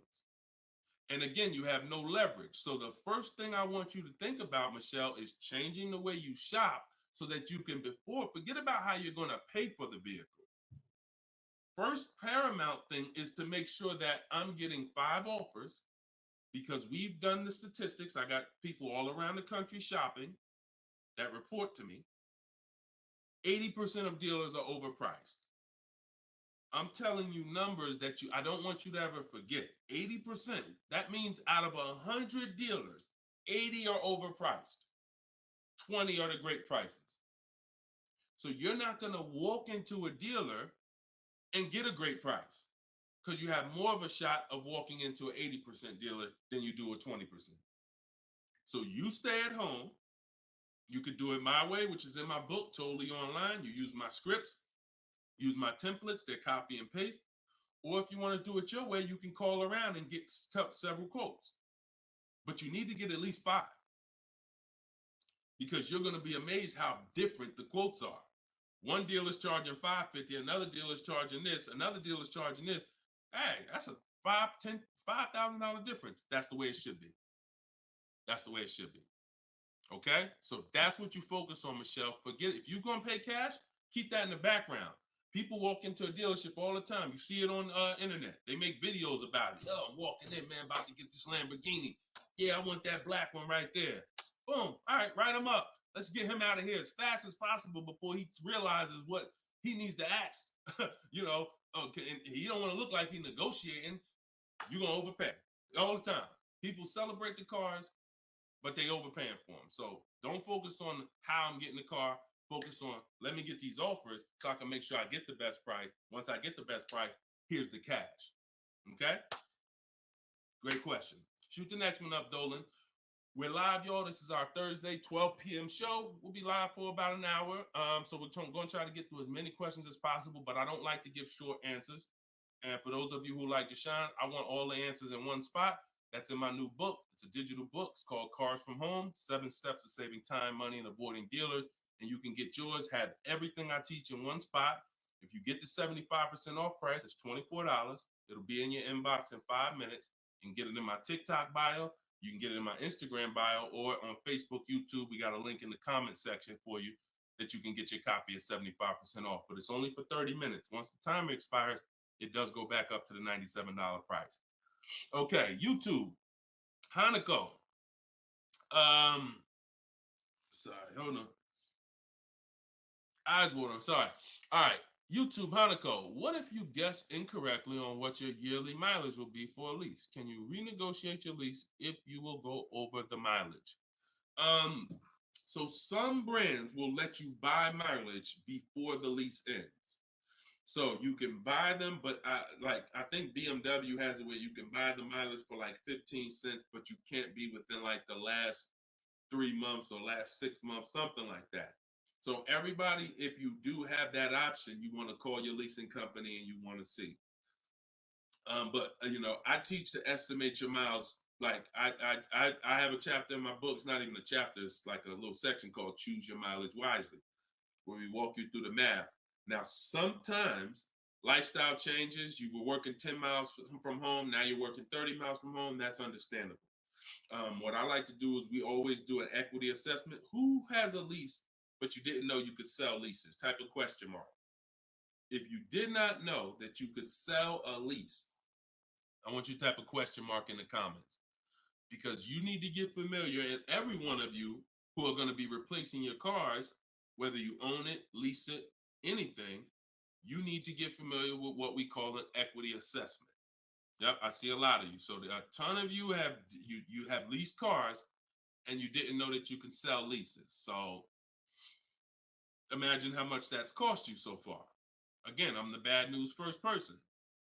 If you dropped off a car without seeing if there was any equity, then you certainly, I mean, there's no guarantee, especially, but if you dropped off a car 2020, 2021, 2022, oh, you most certainly, there's a good chance you had equity because everyone did. And it was to the tune of, 5,000, 7,000, 10,000. If you had a truck, some of these trucks, $10,000, $12,000 checks people were getting. Now those big checks are over because that was a limited inventory thing where resale values were so high. Almost everyone had equity. But you need to make sure you're not leaving 1,000, 2,000, 3,000 on the table in this market. In a normal market, we always do an equity assessment. So if you're going over your miles, you want to do an equity assessment to see if you can sell it. Because if you sell it, you're out of it, and you can just go lease a new vehicle. But so the equity assessment is you call your bank, you get your payoff. You go, once you have your payoff, you want to ask them. It's only for leases. The second question is only for leases. Do I have a third party restriction? If they say yes, you just need to make a note of that. If you don't have a third party restriction, and there's several brands that don't, Chase, Toyota, Mazda, there's still a couple leases out there that don't have third party restrictions, then you're going to go and you can sell to any of the online bidders, highest bidders. You get all these offers. And look, let me be clear on when you should be doing this. Before you ever think about shopping for a car, you gotta take care of your equity. You shouldn't be shopping for a car and then saying, all right, now let me check and see what equity I got. Because now if you don't, you need to know that up front, because if you have $3,000, $4,000 of equity, that matters going into your budget. Maybe you want to apply it to your next deal. Maybe you want to put it in your bank account, but you need to know about it early. That's why it's the second step in my system. I got 7 steps. Equity assessment is the second step. As soon as you think about getting a new car, your first question should be buy or lease. Should I buy or lease? That means, am I keeping the car 8 years or not? And then the second thing is equity assessment, because that's going to tell you your positioning with your current car. So once you get your payoff, you go to the Carvana, CarMax, Driveway, and you look, you do what you want. I would not suggest you be lazy in this. This takes 20, 25 minutes, and this is your money. So you go to those websites, CarMax, Carvana, Driveway, Kelly's Blue Book Instant Cash Offer, hold on, AutoNation Sell My Car, and Car Google Sell My Car. 6 offers. 6 cash offers, and that's going to tell you your equity position. That's once you know that, because some of you are going to do that and find out you got negative equity. Now you have to plan accordingly. Some of you are going to do that and find out you got 4,000 of equity.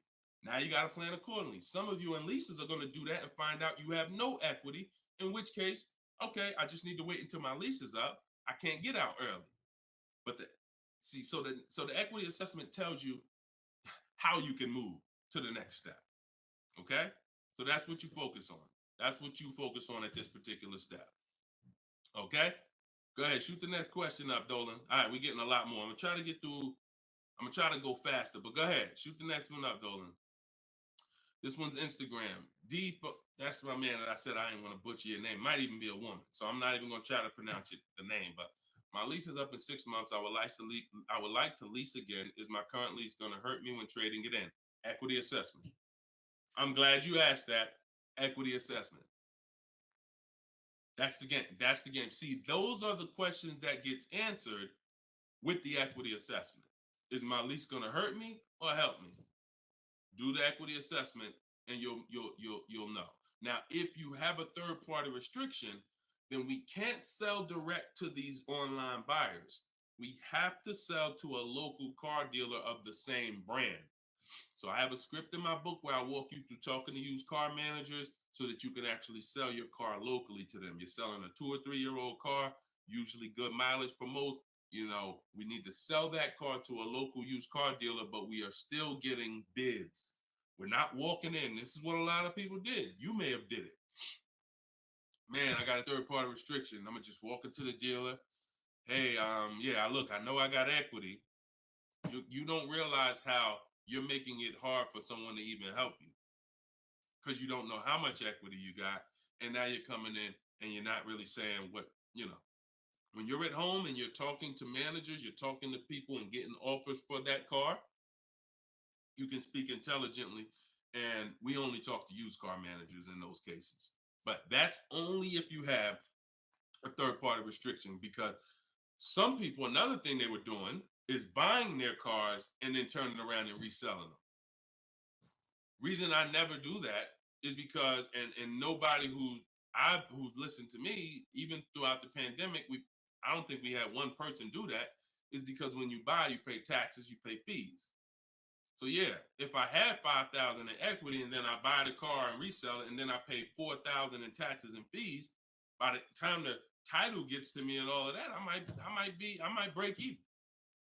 When we sell direct to a used car manager, a local dealership, we don't pay those fees.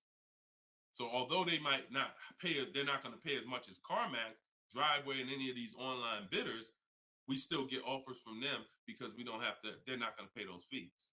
We're not. Those fees aren't going to come out of our profit. Okay. Equity assessment. Again, D. I'm gonna just call you D. Go ahead. Next question, Dolan. Exactly. Exactly. Auto advisor. Equity assessment. How'd you come up with the auto advisor?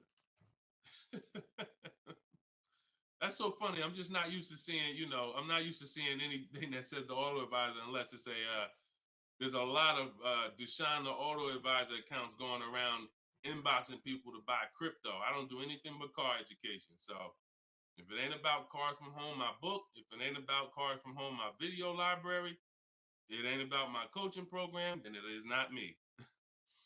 Stephanie from TikTok. So you can ask any lender, even if they don't work with them directly at the dealership? Absolutely. These people lend money. They don't care about selling you a car. People that lend money want to give you a loan. Good question. Absolutely. Go ahead. Shoot the next one up, Dolan. All right.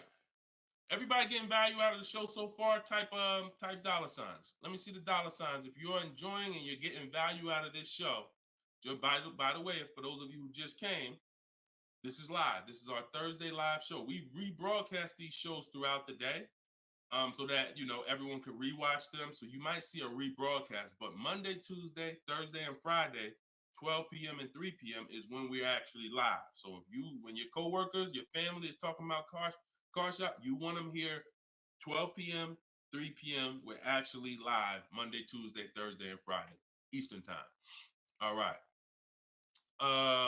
This one's from Instagram. How do you get a great lease deal? Bids.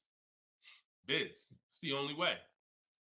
Because all right, so I'm gonna give you an example of how not getting bids will actually deceive you, and you could possibly think you got a great lease deal. So this is Charles. He got a Palisade. Palisade is probably one of the top 5. Definitely throughout the pandemic, it was probably top 5 most popular, SUVs.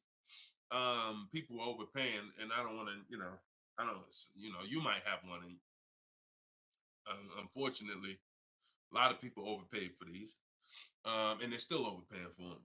So he reached out to 3,500 dealers. Now he used my system. So this probably took him about 25 minutes.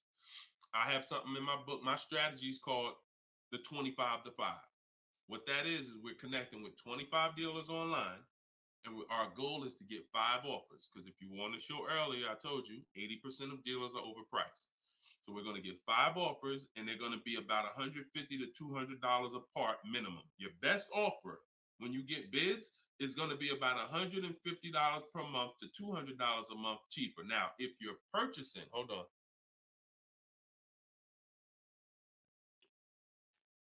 All right. Now, if you're purchasing, you're going to see, for those of you who are buying new cars, because we have several people that do that, you're going to see that there's about a $5,000 difference minimum between your best offer and your worst offer. So let's say I was buying this Palisade. When I get my bids, my best offer to my worst offer is going to be close to $5,000 difference. That's when you know you're doing it right. because we get below market car deals. Some people get market value car deals. Some people pay above market value car deals. Depends on the skills they have. So he got bids. He did this, used my system. Took him probably 30 minutes to reach out to 35 dealers, maybe 25 minutes, and he got 10 quotes. Offers range from 1.23 to 1.66. Now, that's what that's what I'm telling you.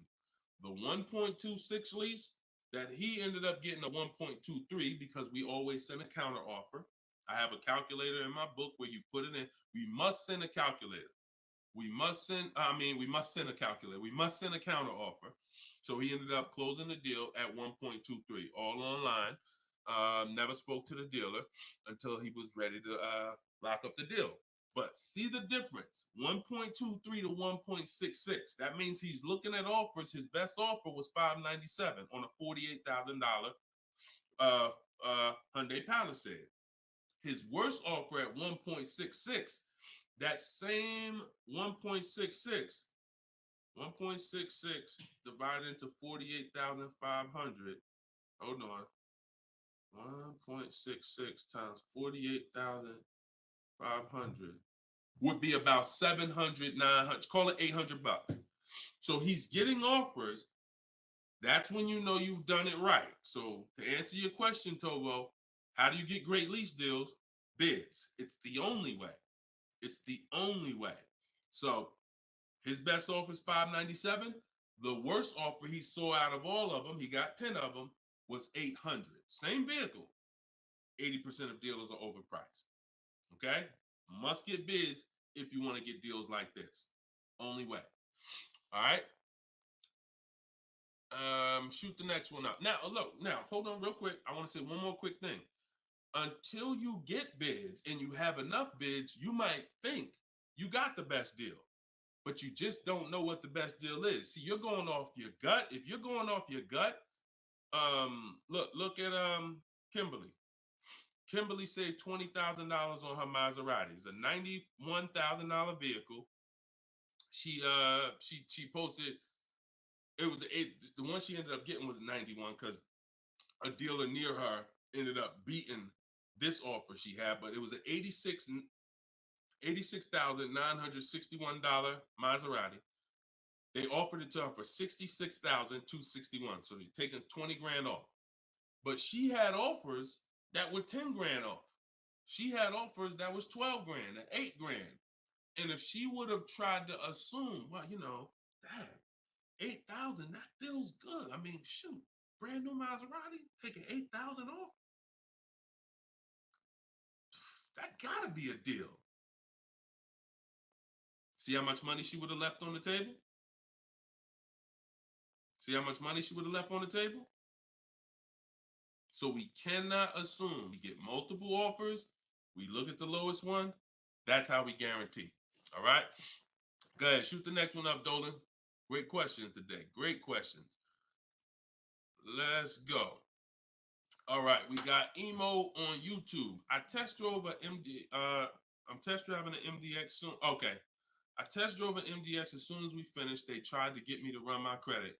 I told them I'm shopping dealerships, didn't like it, so the manager came in the office and tried it. No again. 100%. You look, y'all. If you don't have a plan, you're under someone else's plan. You follow me? I'm gonna say that again. If you got a light bulb emoji, type a light bulb emoji, type a gem emoji. Remember this. If anytime you don't have a plan, you will be subject to someone who has a plan. And there's nobody that has a plan like car salespeople. We know what we're doing. We are not trained in much. We're not trained in finance like we should be. We're not trained in buying versus leasing like we should be. We're not trained in resale values like we should be. We're not trained in insurance products like we should be. There's more insurances to consider with a car than there is a house. Kid you not. Extended warranty, that's an insurance policy. You might use it, you might not. Tire and wheel, that's an insurance policy. Gap insurance. You have auto insurance. There's multiple insurances that you need to consider in this business, when you're buying a car, when you're leasing a car. We're not trained in none of that like we should be. But what we are trained in is how to make sure we have enough information to sell you what we want to sell you. And so if you don't have, and the least, the people with the least integrity, they are certainly going to try to pin you down with the credit check. Can't give you a credit. I can't give you a quote without your credit.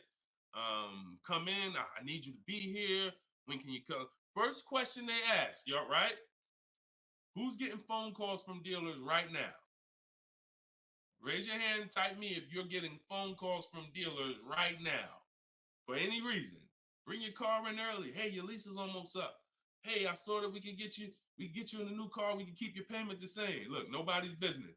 If you're getting phone calls from dealers right now, type me in the comment. Look, Skinner said they blowing me up. So understand the reason why they're doing that is because they want to pin you down.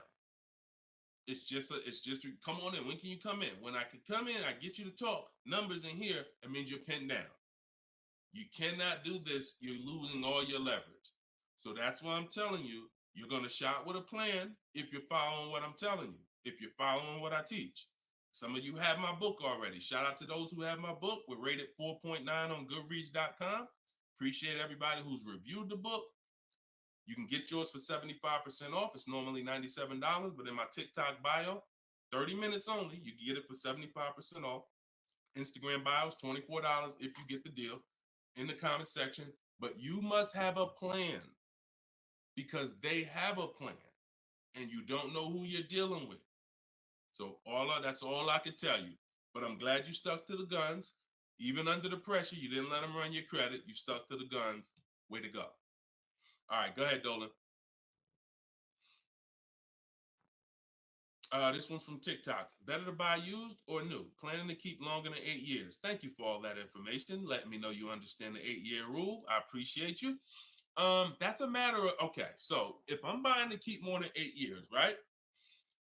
Only question between new or used is a question of budget. Can you get everything you want and need in a new car for your budget? Once you get all your bids, can you get all those bids? Is the best bid that's going to win your business on a new car in your budget comfortably, then get a new car. But now some of you can't afford a new car that covers all your needs. Needs are the most important thing you need to think about. You need to know the difference between wants and needs. Needs is, I got 3 children, I need a third row. Need is, I drive on the highway a lot. I need a car that has good acceleration. That's needs. Needs are things where if you don't get them, you're not going to like the car, you're going to trade it in because it's not doing the basic things you need it to do. That's needs. Wants is, I like to have the sunroof. I don't need it though. But if I can get it in my budget, I'll take it. I like to have this. I like to have that. These are wants. You got to know the difference. Unless your budget can buy everything. But if you can't get everything you want and need in a new car for your budget, then we go used. But if you get everything you want, there's plenty of people who are like, you know what, Deshone, I am a long-term person. I'm keeping more than 8 years. I could afford both. I only get a car every, only once a decade. I want to get a new one. That's fine. And some of you are like, you know what? I really want to go with even more value. So I'm gonna look to get a pre-owned one, not 30% off the price, 20% off the price, 40% off the price. That's fine too. There's no right or wrong there. Just go through it and pick the one that works for you. Great question. Okay. And now I have while you putting the next question up, Dolan, my process for shopping for new cars and leases is totally different than the process we teach on shopping for used cars. It's entirely different. One is called the 25 to 5, where we're reaching out to 25 dealers online, connecting with them, looking to get 5 offers. The other one is the multiple marketplace strategy, where we're on all the online marketplaces where used cars are, and we're narrowing down. We're looking at the used car market, the low prices. We're turning on alerts on our phone so we get notified whenever there's a new car that pops up. Totally different process. Both are online, But with a used car, we cannot do 100% of our transaction online. Sometimes with new cars, we've had people who never left their house. They just went to test drive the car and everything was done online and the dealer delivered the car to them. That's fine because it's a new car. No one drove it. With a used car, we must test drive. So we can only do about 90% of our process with used cars online. 10% has to be in the dealer. Okay. Miss Dollface on Instagram. When is the best time of the month to purchase a car? There is no best time. And I'm going to tell you why. I know you pal. What's the time that you've been taught? I want to hear from you. Like, go to your keyboard right now. What is the time that you've been taught is best during the month to buy a car? And we got a bunch of people on here, a bunch of different people. Tell me the time that you've been taught is the best time to buy. And then I'm going to tell you why that's not the best time. Right? And I know what everybody's going to say. We all going to say the same thing because we were all taught. Well, now I can't say we because I was in the business. Exactly, HBD, end of the month. Cherie said November. Tothy on Instagram, end of the month. Look, Skinner, around the holidays. So your answer, Skinner, was about the same as Sharice. November, coming into the holidays. Now, I want you to picture any other business because what I'm trying to get you to see is that you are taught, programmed to shop for cars different than you shop for everything else in life. Everything else in life, because if you had a business where every single time at the end of the month, just dozens and dozens of people just came into your store because that's what the marketing did. Are you more, and let's really use some real terms here. Are you more desperate to sell something when the store is packed? Or are you more desperate to sell something when the store is empty? See, I want to tell you a story. If I could get you to continue to keep these stories in mind, it'll answer your questions. Now, obviously, everything's in my book. Some of you have my book and you understand all of this is laid out for you. But even as you're listening, I want you to grasp concepts that you're going to see. Are you more desperate to sell something when the place is exactly, Toothy, when the place is empty? Place is empty. If I got a store and I haven't opened up that register all day long, it's daggone 5 p.m. I haven't seen one customer. I'm desperate. But if the store is packed, man, I ain't thinking, what are we giving deals for? You know what I'm saying? What are we giving deals for? The place is packed. We're not desperate. So the marketing is great. The marketing makes you think, oh, end of the month, we're getting the best deals here. There's clowns up here. They got daggone balloons. They got the guy outside with the arms blowing. They got signs everywhere. This is what the place is a carnival. Why do we need to give away these cars? No. You don't want to be sitting next to somebody and Jim drives off with a car and Jim like, all right, man, have a good one, man. Yeah, you here too, man. We was here the same time. Great. Yeah, man, I'm going. And you sitting there and you going to say no to a deal. Salesman looking at you like, hey, look, do you want it or not? Because, we're real busy. It's people waiting in line. Do you let me know? So it's the pressure. It's the like. So I say that to say what you've been taught, the holidays, the end of the year, sounds good. But you're much more likely to get a deal when there's no one in the showroom. The 10th of the month, the 2nd of the month, place is dead. And I like to make sure you're positioned. So what I teach is something you need to have 2 dates in mind. 2 dates. Every time you're shopping for a car, I teach you need to know these 2 dates. The as soon as date and the no later than date. The as soon as date is the soonest you can buy a car. Soon as you can buy a car, as soon as date. You're not in the market until your as soon as date is today. Step 5 in my process, my 7-step process is in the market, getting offers. I can buy something today. That's my as soon as date. My no later than date is my deadline. Now you have to know these 2 because the time in between is your leverage. So let's just say my as soon as date is today. I can start looking at offers. But my no later than date, I got 2 months. 2 months. I need to have a car by this time, 2 months from now. That's my deadline. I got all that time in between to say no. I got all that time in between. Now, when I'm contacting dealers, when I'm looking at inventory, I can look at trends. I can see are the prices dropping. I can have alerts on my phone, getting access to the new inventory. This is our process. So some of you are like, Deshone, I need a car in a week. Well, you still have a as soon as date and a no later than date. 3 days, soon as date, no later than, doesn't matter. So you have to know these 2 dates because in between is your leverage, which is why I don't want you emergency shopping unless it's an emergency. Okay? I don't want you emergency shopping. Don't get into the habit, don't stay in the habit of emergency shopping. Oh, I'm going to put it off to the last minute. And then, oh, I got to go into the dealership. Oh, I need a car this week. All of that is working against you. Now, if you can still get, in fact, when you go to my website for my book, you'll see it says below market deals in as quick as 48 hours. But the more time you have, the more time you have to say no. Programs change every month. You see deals change, lease programs change, rebates change. And so when you have inventory changes, so if you're looking for a black or blue car, all these dealers don't have one right now, but they got one coming next month.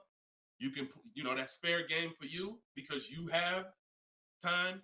So these are all the benefits of getting in the market 3 months early and learning how to look at the deals. If there's a great deal now, we jump on it. If there's not, okay, I'll look next month. And that's what I did when I got my mother's lease on her Mazda CX-5. October, I was looking at the deals. I didn't like them. Got all my offers. I said I didn't like them. Now, the great thing is I made contact with all these dealers. So they know. Now I'm following up next month. Hey, just checking in. How's the deals looking for this month? November, didn't like them. 3rd month, December, got the deal I liked. Wrapped it up. So don't always think time is an asset. Time is an asset. Now, if it's an emergency, that's fine. We got to get a below market deal. We only got a week to do it. That's fine. You better have a strategy. But if you have the luxury of time, we use that to our advantage. So I wouldn't say there's a best time of the month to purchase a car. But if you're in the market and you're positioned, here's another thing you're positioned for. Every now and then we come into the dealership. When I was at Mercedes, when I was with General Motors, it happens all the time throughout the year. It could happen on the 10th of the month. It could happen on the 12th of the month. It could happen on the 8th. We don't know when this is going to happen, but this is the conversation I'm about to give you a behind the scenes look of exactly what happens and why I want you to be positioned. We come in, they look at the numbers on the board. Sales manager looks and says, man, we got 20 cars sold for the month. We are way behind our objective. All right, listen, call everybody anybody you got, anybody that's real, anybody that's a real buyer, call them. We're not turning down any serious offer today. You want to be the person that's positioned. Hey, Jackie, and they're usually emailing us because we don't talk to, nothing that we do requires talking to salespeople. So they be email, hey Jackie, hey, it's Ray over at such and such. Were you still looking for that car? Have you found it yet? No, okay, I know the quote I gave you before was $550. I know you wanted to be here, but my manager said, listen, we'll take any offer today. We really want to move a car. See, you were taught that only happens at the end of the month. It doesn't. You got to be positioned. You got to be positioned. And so that's the luxury of time. So this is what it is, y'all. I want you shopping with a strategy. Like, this is what I want you shopping with. All of this is in my new book, Cars from Home, 7 Steps to Saving Time, Money, and Avoiding Dealerships. Learning the science of making dealers and banks bid for your business while you sit at home, getting below market car deals in under 90 minutes. And you can get your copy for 75% off in my TikTok bio, in my Instagram bio, or you can click in the comment section on YouTube and Facebook. We got a comment pinned for you guys. Or if you're watching us on TV, you can scan that QR code with your phone. Get your copy, use it, use everything in it. I'll walk you through everything in there. Leasing is in there step by step. Purchasing new cars in there step by step. Purchasing used cars step by step. High mileage drivers, I got 2 strategies for you. If you're a short-term high mileage driver, everything's in there step by step. If you have credit issues, I walk you through step by step. So get your copy. We are back live for episode 7 at 3 p.m. And well, like I said, this is not a rebroadcast. We do these live shows Monday, Tuesday, Thursday, and Friday, 12 p.m. and 3 p.m. So we'll be back for our next segment in a little bit if you want to join us. If not, tell your friends about us, and we look forward to it. We always look forward to the people who are ready to change their life, empower themselves, stop shopping like desperate victims, begging people to help you, begging people to give you a car, begging people to help you. Please, can I get no money down? Going in with wrong information. Down payments are illegal. All of this stuff that is just totally terrible. It's no other way to put it. It's just terrible. I want y'all shopping different. I want you empowered. I want you in control. I want you leaving a dealership guaranteeing I got the best price. Sending me email, Deshone, look at this deal I just got. I got all these offers. Look at this used car I just got. I got 40% off the brand new price. That's what I want you emailing me. Empowered, and that's what we're going to get to. God bless y'all. I see y'all on the next segment. Shout out to everybody that joined.